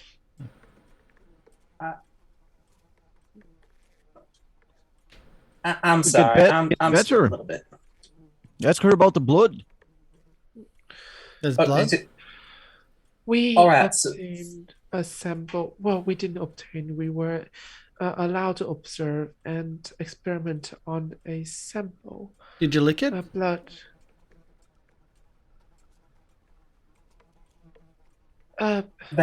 Surgeons is not cocaine, and also no, cocaine is not examined by licking them. No, that's how you test things, isn't it? Like, if you test food, like, by licking it. No, that ain't how you test things unless you want to test how quickly you can put yourself in a grave. Yes, although it's not poison. Speaking of which, you don't know that.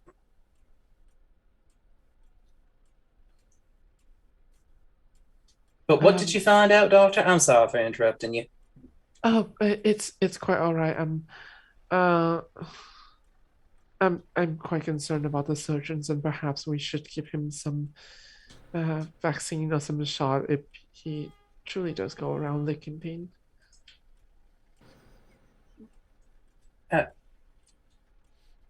So, what exactly did you see? Just because... Yes, so about the blood. Sorry, I'm delaying because I can't believe I'm saying this.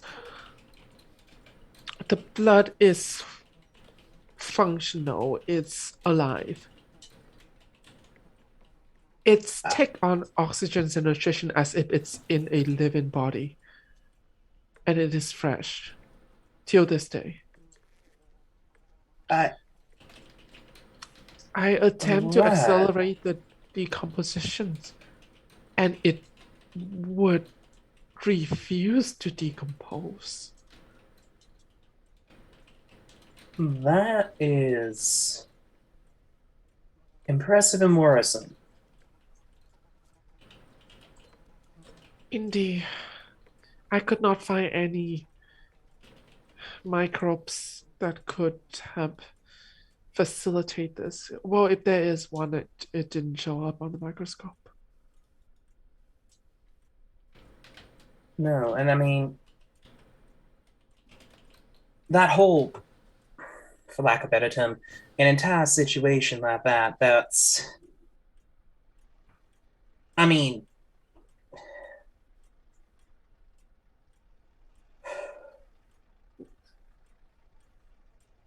Dr. Clay, having worked the battlefield, how quick does a body decompose?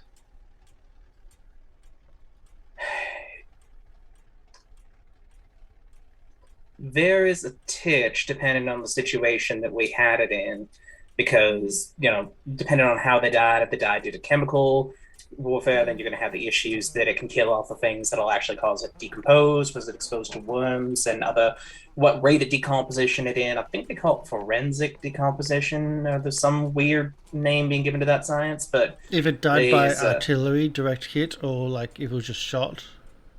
Yeah, you get the differences there, where it's like, but normally the rigor mortis sets in a couple hours. We can kind of guess when the body died because of how stiff it is. My friend died. How about 7 months? His body took 7 days in the shelter before it started getting real bad. And that can be to give something him a proper Catholic burial, but the best we could do for him was try to preserve him in the shelter. 1 week was as long as we could take him. I remember like we putting a body into one of the caskets in Egypt, and that kept it preserved for a while. Although we had to throw out the mummy that was in there first. Oh, mummifications. No, we didn't mummify the body. We just threw out the mummy to put the guy in the casket to preserve the body. Oh, I mean that'll work if you. We've seen it in other cases too, where it's if the more it's exposed to the air. Like if you want to send a message, you leave the body to hang in open air. But if somebody wants to store the body elsewhere, they'll do things like keep it cold, keep it dark, and keep it away from air. High basin concentrations to prevent the bacteria from decomposing the body. There was fungi in the area, demonstrating that the area is not hostile toward natural decomposers. And yet they're fresh allegedly 7 months after the disappearance and alleged murder of the Carlyle expeditions. Maybe they were kidnapped, and like when they know that the sister was like asking too many questions, they just like killed them all and just disappeared and ran away because like they knew they were going to get caught. Like that might be a... That's not a preposterous hypothesis at all, Sergeant. Hey, that's 3 times in 2 days. However, the blood is still fresh now. And that's the part that's worrying me is it's been several years.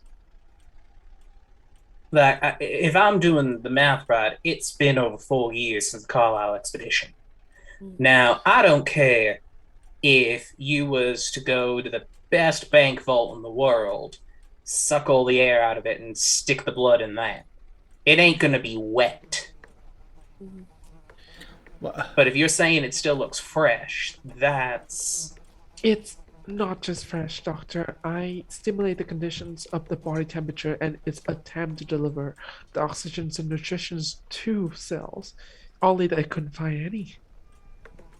There's also the chance that it might not come from the same events that we are discussing. It might not come from the massacre itself. It could be very more fresh, more recent, but with our findings, it could be certainly a red fish. Not relevant. Could be a day, could be a week, could be years, could be a lifetime. Matter of fact is, the blood is fresh when it should not be, and it's alive when it should not be. But, like, it could be a red fish, it could be, like, a trick, like, it could be actually fresh blood. And, like, someone's just trying to make you think things. Even if that was fresh blood, I tried to make it decompose, and it didn't. Did you bury it? It's the problem being that we've got two contradictory situations here.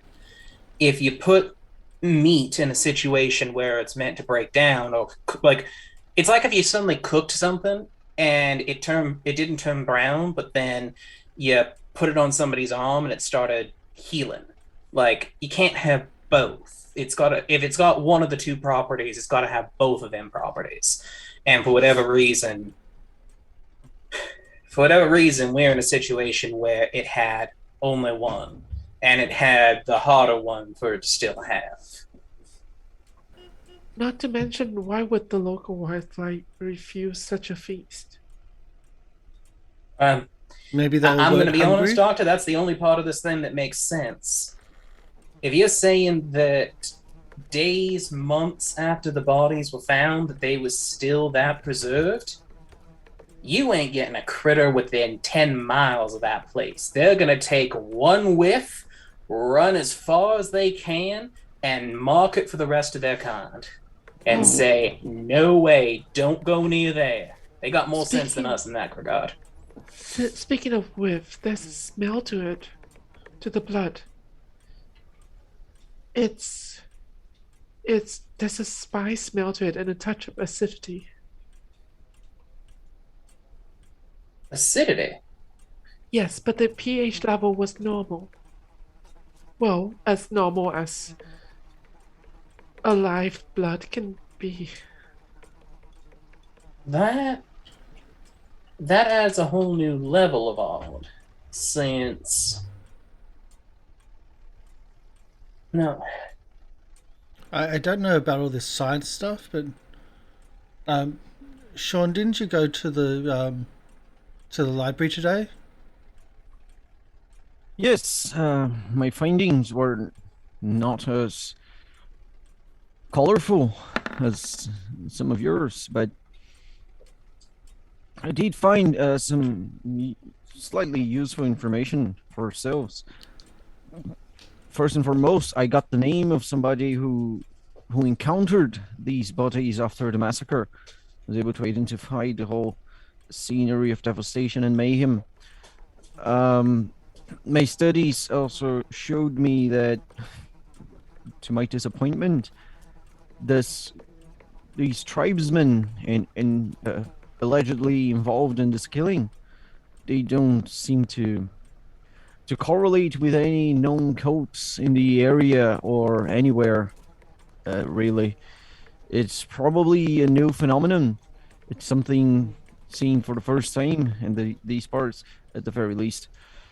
But also, I was trying to research some more possible connections between these tribesmen and others, and perhaps what they had to do with the Carlyles. As you said yourselves, they didn't seem to be too violent prior to this event.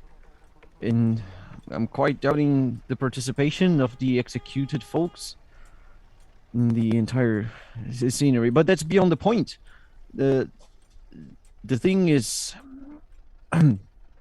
while coming across these names, there's this person who works for a Mr. Bumpton in Nairobi that we could go and talk to tomorrow.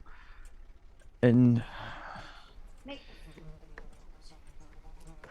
I wish, for my own reasons, that you saw with your own eyes what I saw today. The newspapers, the cutouts, the bulletin boards, everything that mentioned the Carlyles upon their arrival in this here port city. There are no pictures. Now come tell me, whenever were the Carlyles not picturing themselves in their expedition? Well, even like when it's kind of like we don't have a like. Well, I don't have a camera myself, but even I drew and I pull out my picture of us landing in Mombasa, walking down the gangplank, heroically, almost cartoonish, heroically walking. Roll me an art sketch, please. It's already been done. Let's see how. Oh, do you do that? I believe so. Yeah.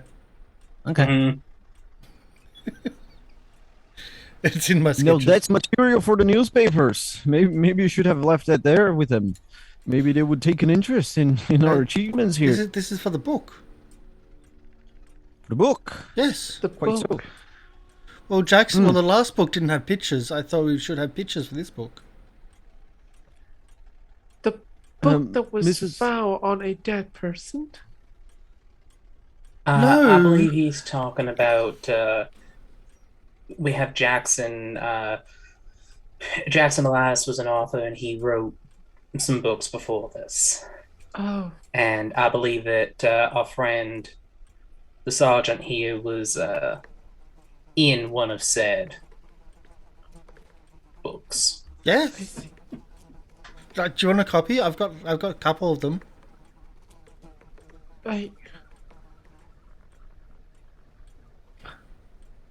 Not particularly at this moment, It's great no. reading. Like, one of the main characters is amazing. He's awesome. Jackson was quite wonderful, yeah. No, I mean Jack.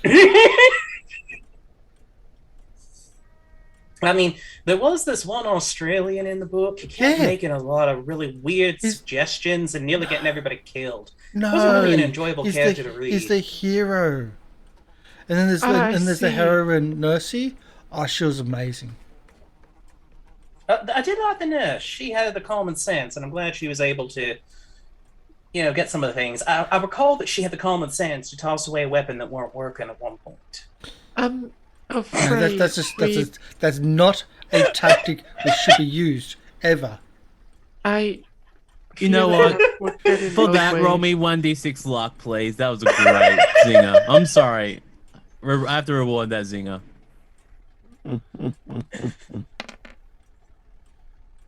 I'll take it, thank you. But the last book didn't have enough pictures, so I thought for the next book we need far more pictures. I see riveting. I'm afraid. Like this one, and I pull out the other sketch of the inverted Ankin pyramid. Not. Oh, is that the one that you've copied from the I'm book? sure you did an amazing job at it. See, I fear that it's really accurate. I've not seen it. Jack! I'm fear that we might have gone a little bit away from what the professor was sharing with us. Quite the contrary. Jack here has made quite the point. He even drew a picture of our arrival. Want these memories. We want these events.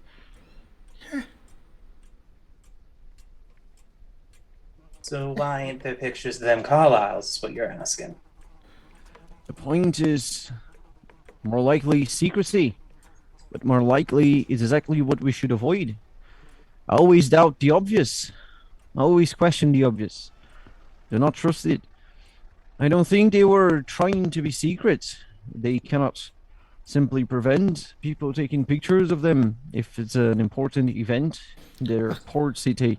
Cameras are very expensive. Take a look at the other things that were happening at the time to see if perhaps something had a bigger importance, but I quite doubt that. And even more so if these massacres that happened didn't bring enough attention to draw out old pictures and new testimonies. Nothing would. But if there were no pictures... Maybe they're waiting for the next book to come out. Professor, are you suggesting that perhaps these are not the Carlyle's expeditions? No, I was just thinking if they were saving the photos for a book. That's all. Oh, no, I was addressing the professor. Oh. My apologies, Sergeant. Merely doubting the obvious here. I'm thinking... Yes, it is my belief that they're elsewhere. Wait. It is my belief that they did not get massacred by the locals. It is my belief that the locals that were executed weren't to blame. It is my belief that perhaps Mr. Carlyle himself still has the blood running through his veins right now. Perhaps due to some powerful outwardly magic. Professor, those photos that we were looking at, they weren't of Western descent. They weren't, and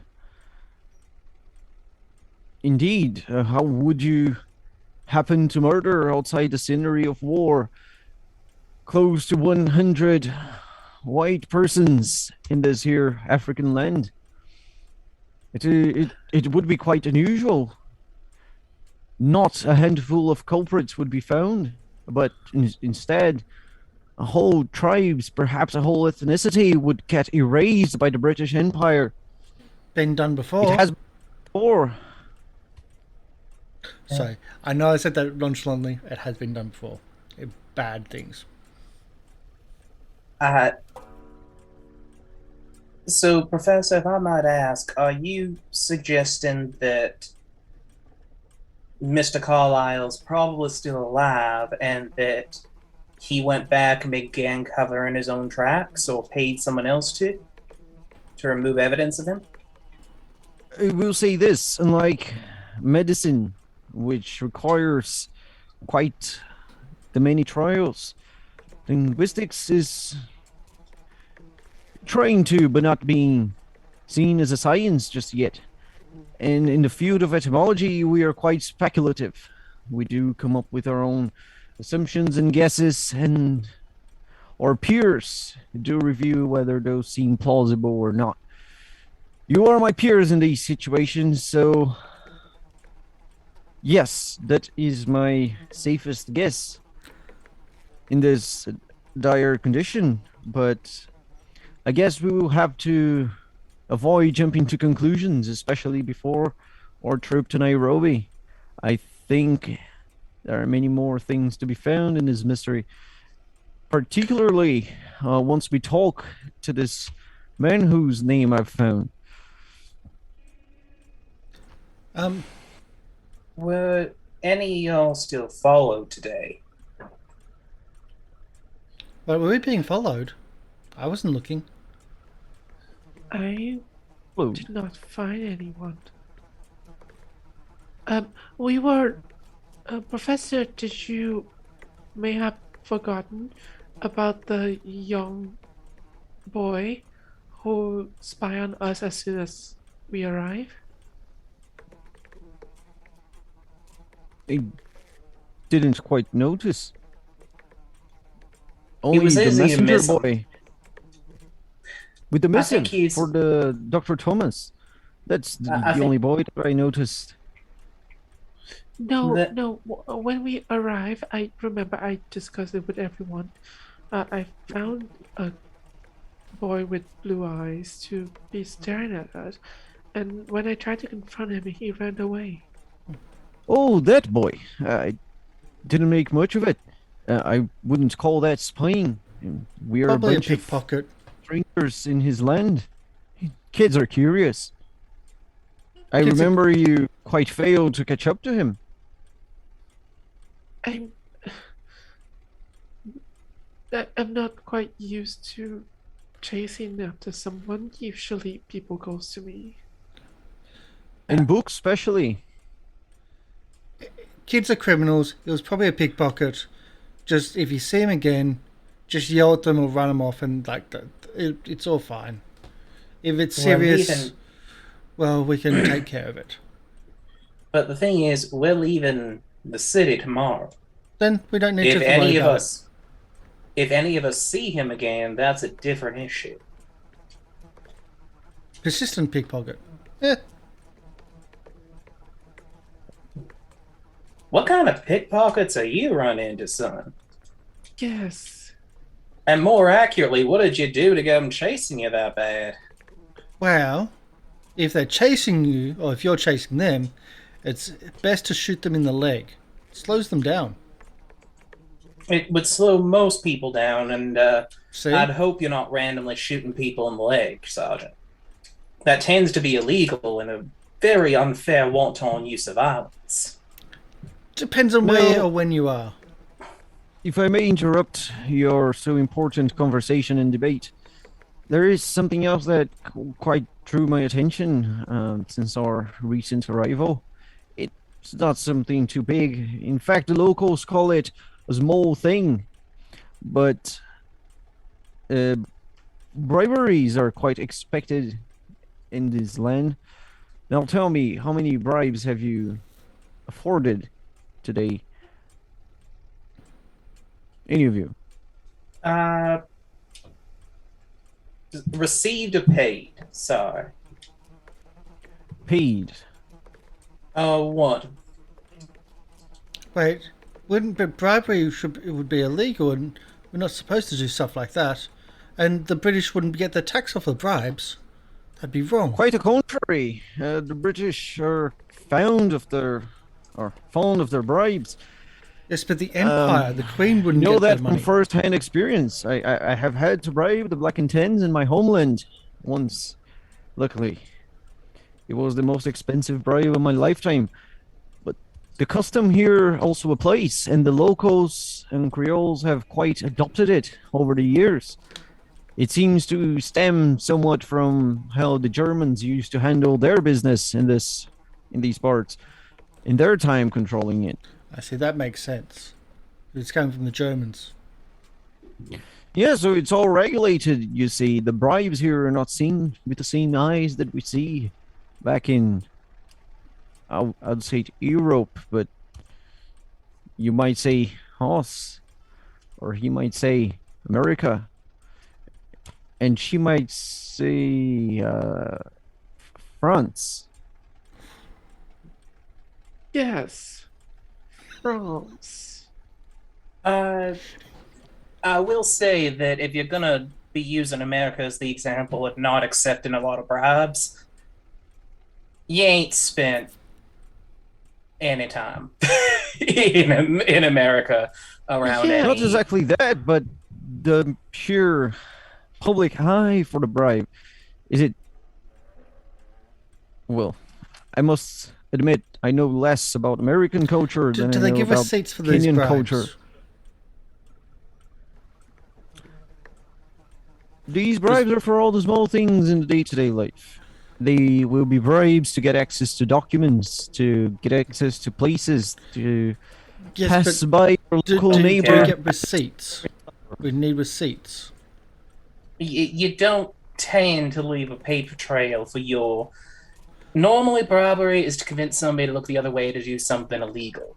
Now, what that illegality is sometimes getting documents that you ain't got permission to see, Sometimes that's about getting documents that you ain't got the right to get. Yes, but the problem is that Jackson's Foundation won't pay us unless we have receipts. And I don't think they'll accept us writing our own receipts. That's all. Probably not, but Okay. I don't quite see the point of that. Okay, so there's nothing else you want to do during the night? Two things. Okay.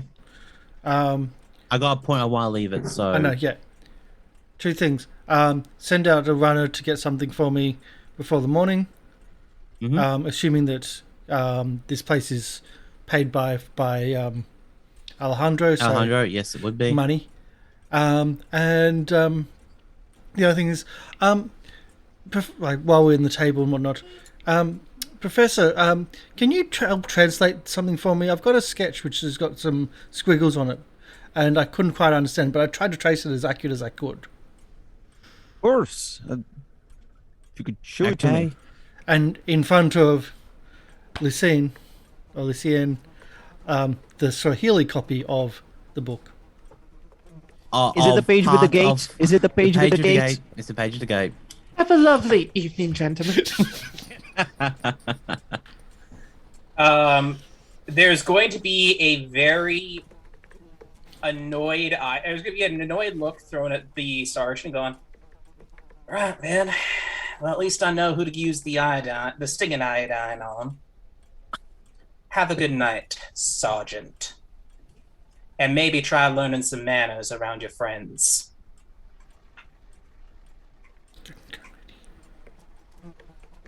No idea where that's... Don't worry, Jack. I don't see the reason to be so mad. He did quite an excellent job here. This page looks somewhat familiar to me, but the lettering was somewhat different. It's close. You did quite a good job with understanding the writing. Now tell me, Keeper, what do I read? What is in front of me eyes? What are the secrets hidden behind these characters? You going to spend some time tonight reading it through? Translating. Of course. I have candlelight and the entire night. It's not like the mosquitoes are going to let me sleep anyway. Yes. All right, roll me a Swahili check, please. Damn right. I hope I fail. I hope so too. Hard success. Damn right. Roll me a sanity check, please. Best kind of check there is. So excited about this. So hyped. Okay, so sanity. Right. Strong mindset. Do I have to do it too, as it's a translate? No, because he is Sean doing this inside his room, outside of everyone else. I was asking for a specific translate rather than... So you were asking for a translate, were you? That was the...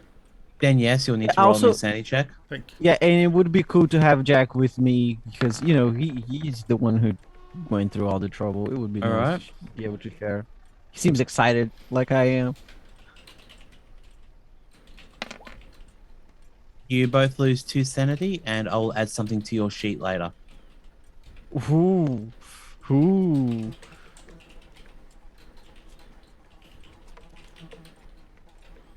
So, because I know we're running short on time,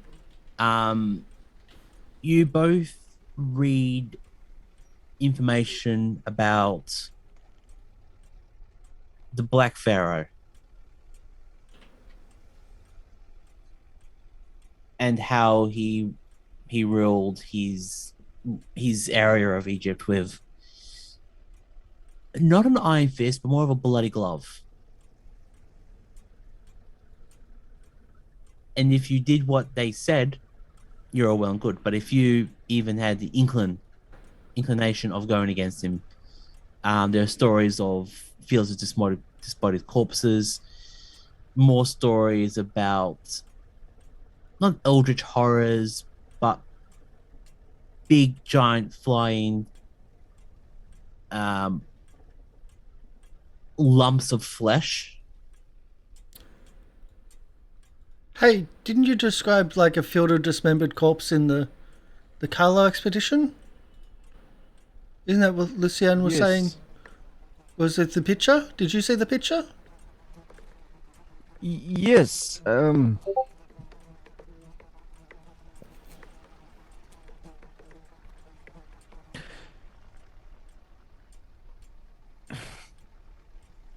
Does that sound like what was in the picture? Is that right? Too vague. I'm sorry.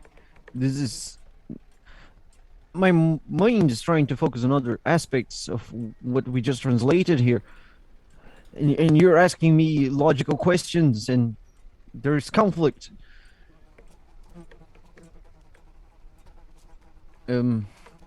What sense make you of it, Jack?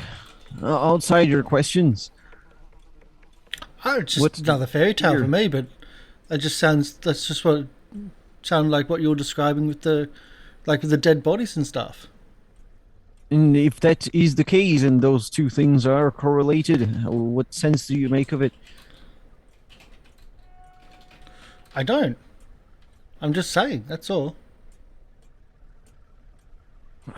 I wish I were that simple about things, but I'm quite a heavy thinker. An overthinker, my fiancée would call me. Oh, don't do that. It's horrible. Has kept me alive many times. No, I meant the fiancé. Oh. It doesn't work out well.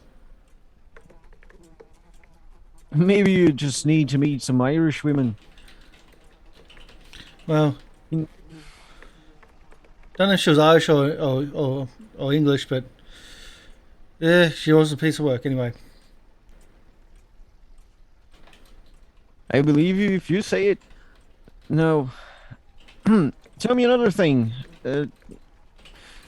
From your sources in Egypt, have you found testimonies of these massacres, these bloodlettings, these murder sprays, these executions, these genocidal attempts at revenge?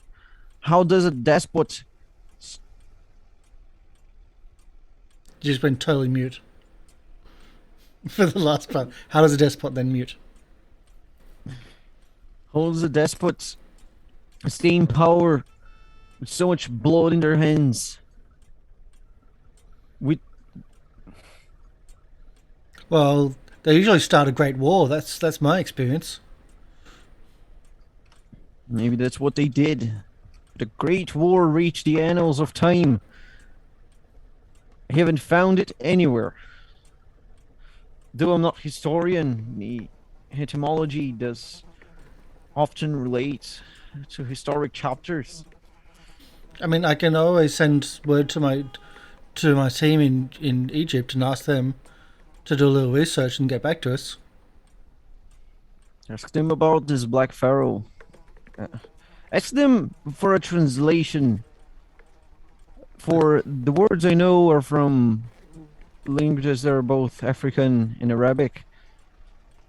Ask them for the word. It's a bit hard to do that via Telegram. Oh. Right. Yeah. Maybe a letter then. Might take a little longer, but... Telegram I can go, what can you ask around about Black Pharaoh to the other archaeologists? That's about all I can do. I will come back to you. I'll get back soon, traveling to Nairobi. That's about you think what I can Sidney do. back in America would have been able to give me proper translation of Black Pharaoh from the old Egyptian? Sydney's archaeology was more pilfering than anything, from my experience. I see. The only archaeologist I knew that I ever met that didn't care about the person being alive all the time, from them being alive to dead, or how long the object was there, or how old it was, or...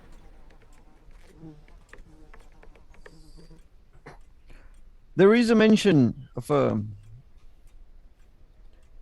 sort of demi-divine entity in a book I have backwards translated for Jackson Elias. But the book's quite huge. I would have to do some further investigation to see how this new information relates to what I originally read. That didn't make any sense to me. Oh well, let's get some sleep and we've got some time on the train tomorrow, and I hear that Alejandro's brought out the checkbook again, so first class carriages the whole way. You go have some rest, Jack. I will. That's you as well. I would try to if I can get that far.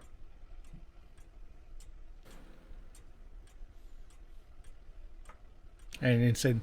Sorry, Okay. I know we really want to wipe this up, but Yeah. it's the first time I think I've had a scene with. I know, it's been a great scene too. You weren't actively being aggravating. It's even better. And yes, I know that was a false impression with Sidney. But it was a very It's good still false his impression of Sidney from like the initial was like- impression. Yeah, and it does make a lot of sense. yeah. Okay. Sometime during the night, a book is left at your door. Cool. Do you want me to say what it is, or do you want to leave that as a We can train we thing? can do it tomorrow. Yeah. Okay. All right. And before I forget, how much longer have I got you for, Draco? Enough time to wrap calmly. So Okay. a wrap now before we get into tomorrow. No. I have a particular point I want to wrap you on. So, is there anyone else want to do it during the night? Eon? Clinton's just gonna do basic prep before bed. So Okay, basic prep. So we are now on. I have to open up my page for this because this is important. Calendars make a difference in this campaign. Yeah, very big difference for calendars for this one. I'm actually tempted to put a text file on the front page so we know exactly what date you're on. Good idea. Well, at least in Kenya, seasons are pretty inexistent. I mean, this is the Well, this is equatorial summer. We've just come from winter in the UK. Sorry, winter in America, in New York, to summer here. It's a bit of a shock. It's always summer in the equatorial line. In Kenya, it has it like right in the middle of the country. So it's all equatorial climates. But we also came from snow to this. Yeah. Yes. And ironically enough, I know it's cold for you and me because we were both wearing undershirts. and heaters. And heaters, yeah. Yeah. I'm not using my arms as much because I'm actually trying to keep my arms, yeah. It's cold right now today. And I'm leaning But probably forward less 'cause so it's closer where to the MLP is. He's a bit north. Um, A bit further. it's still a bit finer up here. It's actually a bit warm. I also live in a valley. It's cold. We get Yes. very cold. Okay, so morning comes, the fresh. It's not as muggy, it's almost pleasant as you make your way to the train station. As Alejandro is there, Alejandro has again brought out the checkbook and actually got you the first class carriage at the back of the train. Mostly during trains like these, the first class carriages are all the way at the back because it's further away from the smokestack. So there is a reason you are where you are. So now I can move you over this page.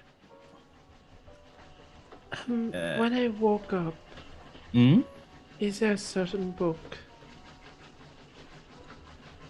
on my... Roll me a power check with advantage, please. With a bonus roll. How do I do bonus roll? Just hit the it's bonus. just underneath. Yeah. So it says Just bonus the line penalty. bonus / penalty. Just hit that again. Oh,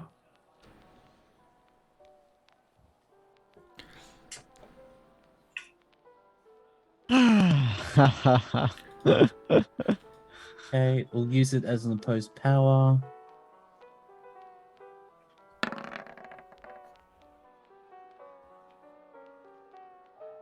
Still fail, but they rolled a higher one, so there's no book. It ran away.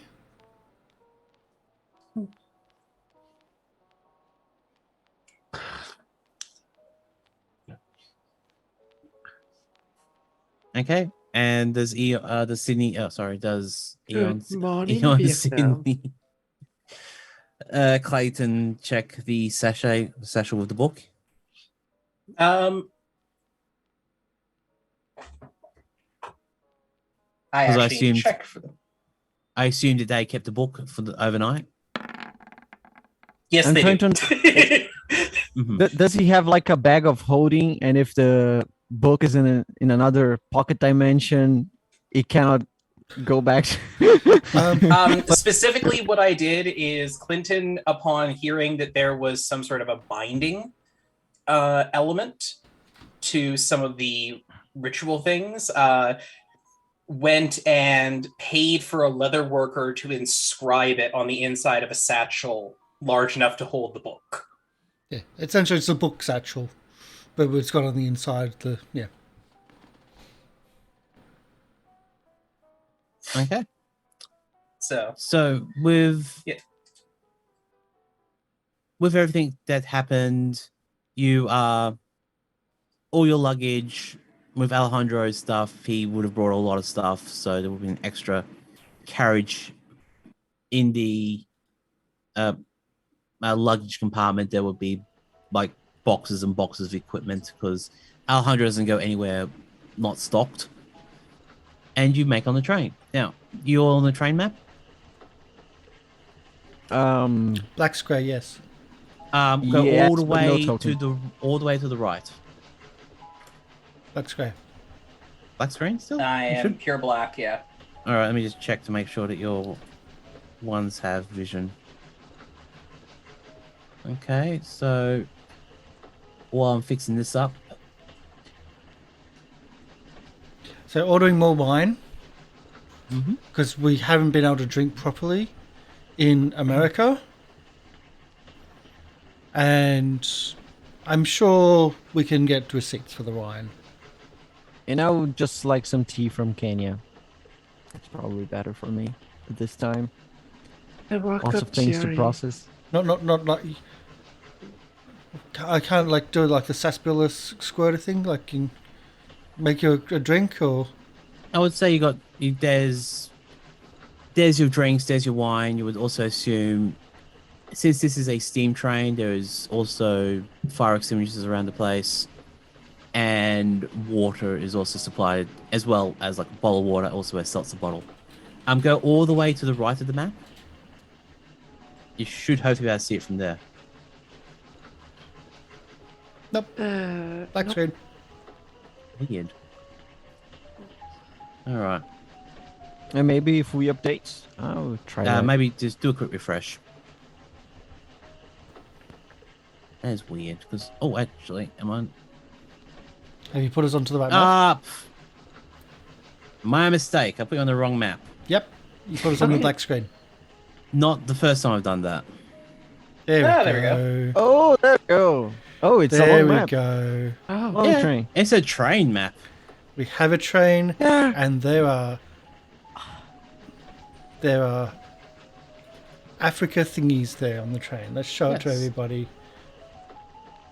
And of course, the others are in the dining car in front of us. So they're not here. Yes, exactly.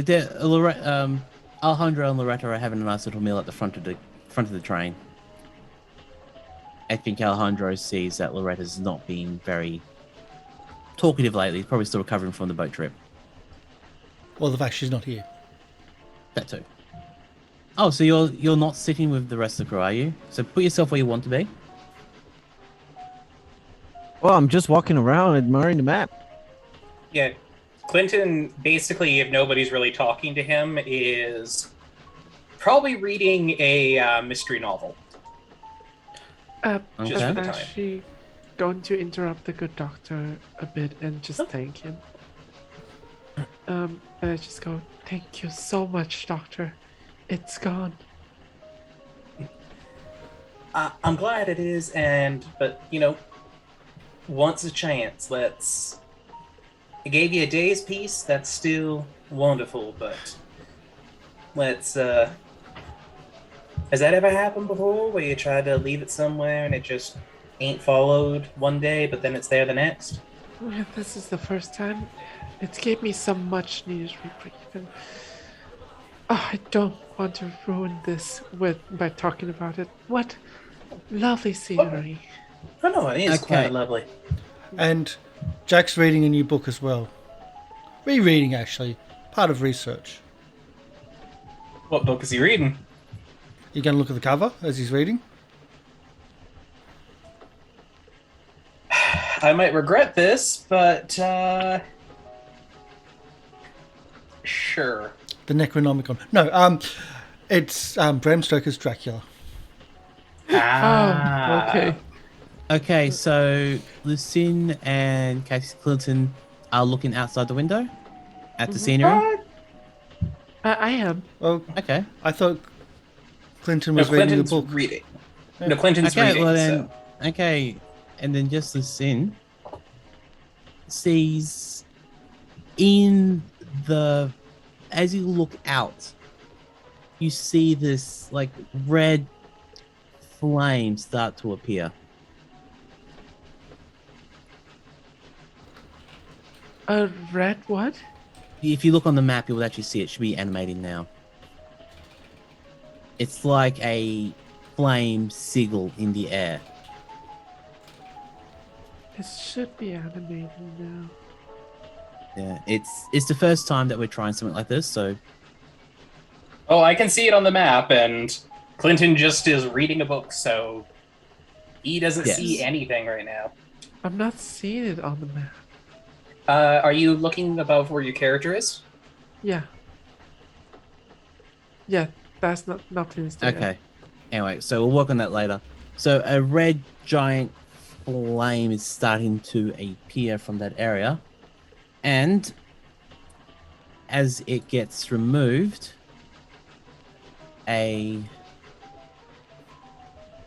sorry, again, first time doing something like this.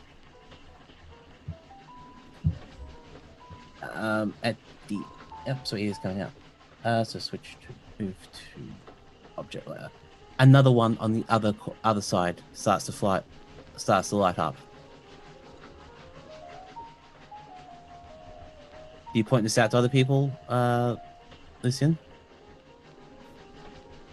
If you point out this giant fiery flames just summoning around the train, surprisingly enough, keeping track with the train.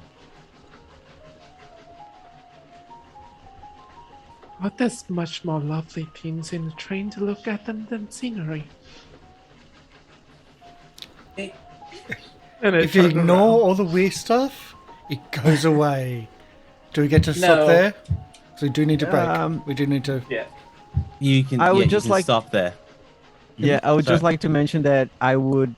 My original plan was to read, to investigate something in the books that I'm carrying, but then I realized I'm in Africa. I can enjoy the scenery. Let's do this. Take the heads out from the book a little.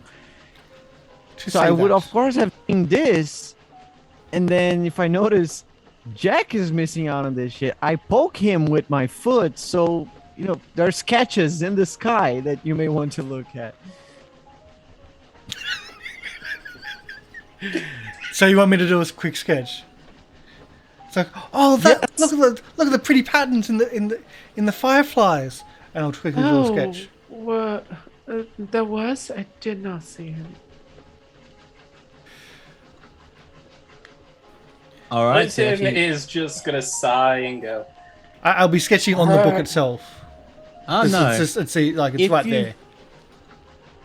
If you've actually pointed it out, Because I'm expecting it to be a thing, yep. like something ephemeral. Actually, it's very, very apt considering the book that you're reading. There you go. These motes of light Sorry, switch to GM layer. Move to object layer. And you see these flying balls of light start to approach you in the vehicle, in the train. And that's where we'll leave it. Aliens. Colors unlike any seen on Earth. Yep. So when we come back next week, we're going to go straight into combat. What? How does how does any of this translate into combat? Yeah. Like that. Holy shit. The flames were summoning. So let's get off the map. Let's do our quick outros because we did have a time thingy. Drakonyan. All right, I'm Drakonyan. I have been playing Sean McEoghan, linguistics professor from the University College of Dublin, who is becoming more and more cynical as these things develop, and he realizes everything he ever believed in is a complete and total bullshit. Apparently. So, cynical. But yes, wow. It's quite a surprise. I guess I could do my own pitch now. Could have done it before, but I'm still trying to process the things in the map. But yeah, I'm a professional DM. You can find me on Discord or some other places too. And that's it. Yeah. Gabriela. Hi, my name is Gabriela. I hope you enjoy seeing me play the game Call Up Friends, the game where we just go around and nothing's weird happen at all. We're just it stimulates a daily life where you visit different country and go shopping and learn about the local, like the Discovery Channel. Okay, that's a different Discovery Channel that I haven't seen. That's because you watch the History Channel. It's true. Everything is fine. There is no war in Basin's sake. Can I say that? Well, you can say that everything is fine. You couldn't see the animated GIFs, like the animated stuff coming up. Oh, okay. So, Eon. Hi, my name is Eon, and I've been playing Clinton Clare, who's so far been thinking that these folks might be a titch crazier than he first suspected, but apparently he's about to be proven wrong with the fact that, yes, these monsters be real, as he gets attacked by glowing motes a lot. But if you want to find me, you can find me over at Twitch at Eon Victory, where I stream games Wednesday evenings. Okay. Hey, I'm MrLiveProducer. Hello, I'm MrLiveProducer. I'm your keeper for this evening. And that was fun. I've been working on how to incorporate video elements into Roll20 for a while. And I think it was worth the reveal. It was impressive. I like the animations. Yeah. I saw nothing. Which is weird. It depends what browser do you use. Google Chrome. Okay. But also You maybe might have turned off animations on Roll20 at potentially. some point.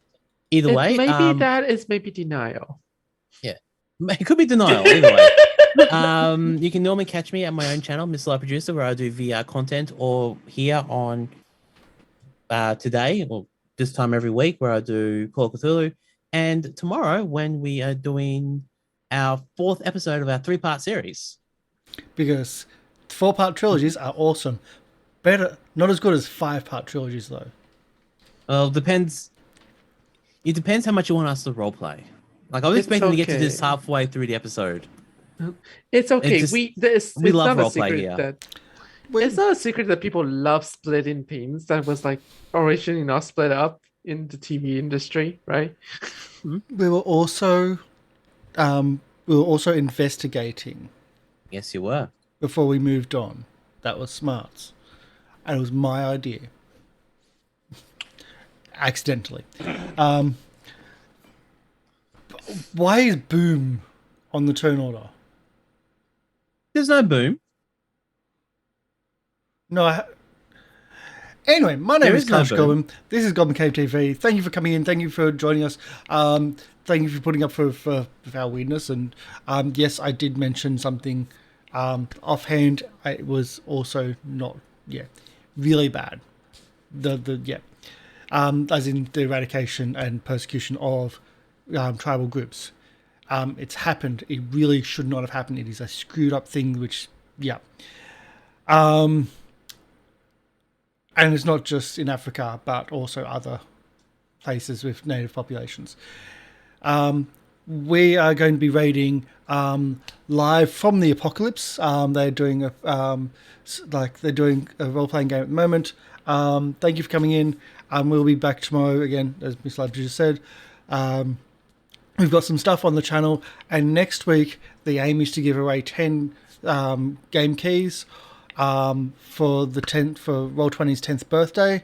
So we'll be giving away multiple CD keys all week for each show. So come back live for that, because we're going to try to give away a lot of them, probably more than 10 even, because they haven't really said. They just said they want at least 10, and we've got more than 10 we can do, so let's do more. So come back live for us for that. As I said, we're going to be raiding them live from the apocalypse. We come to share the love. Our hearts are warm fresh is our raid thing. So I think that's everything, and I've just got to always post the thingy up on the thing to do that raid. So we'll see you soon, and bye. Bye. Bye. Roll.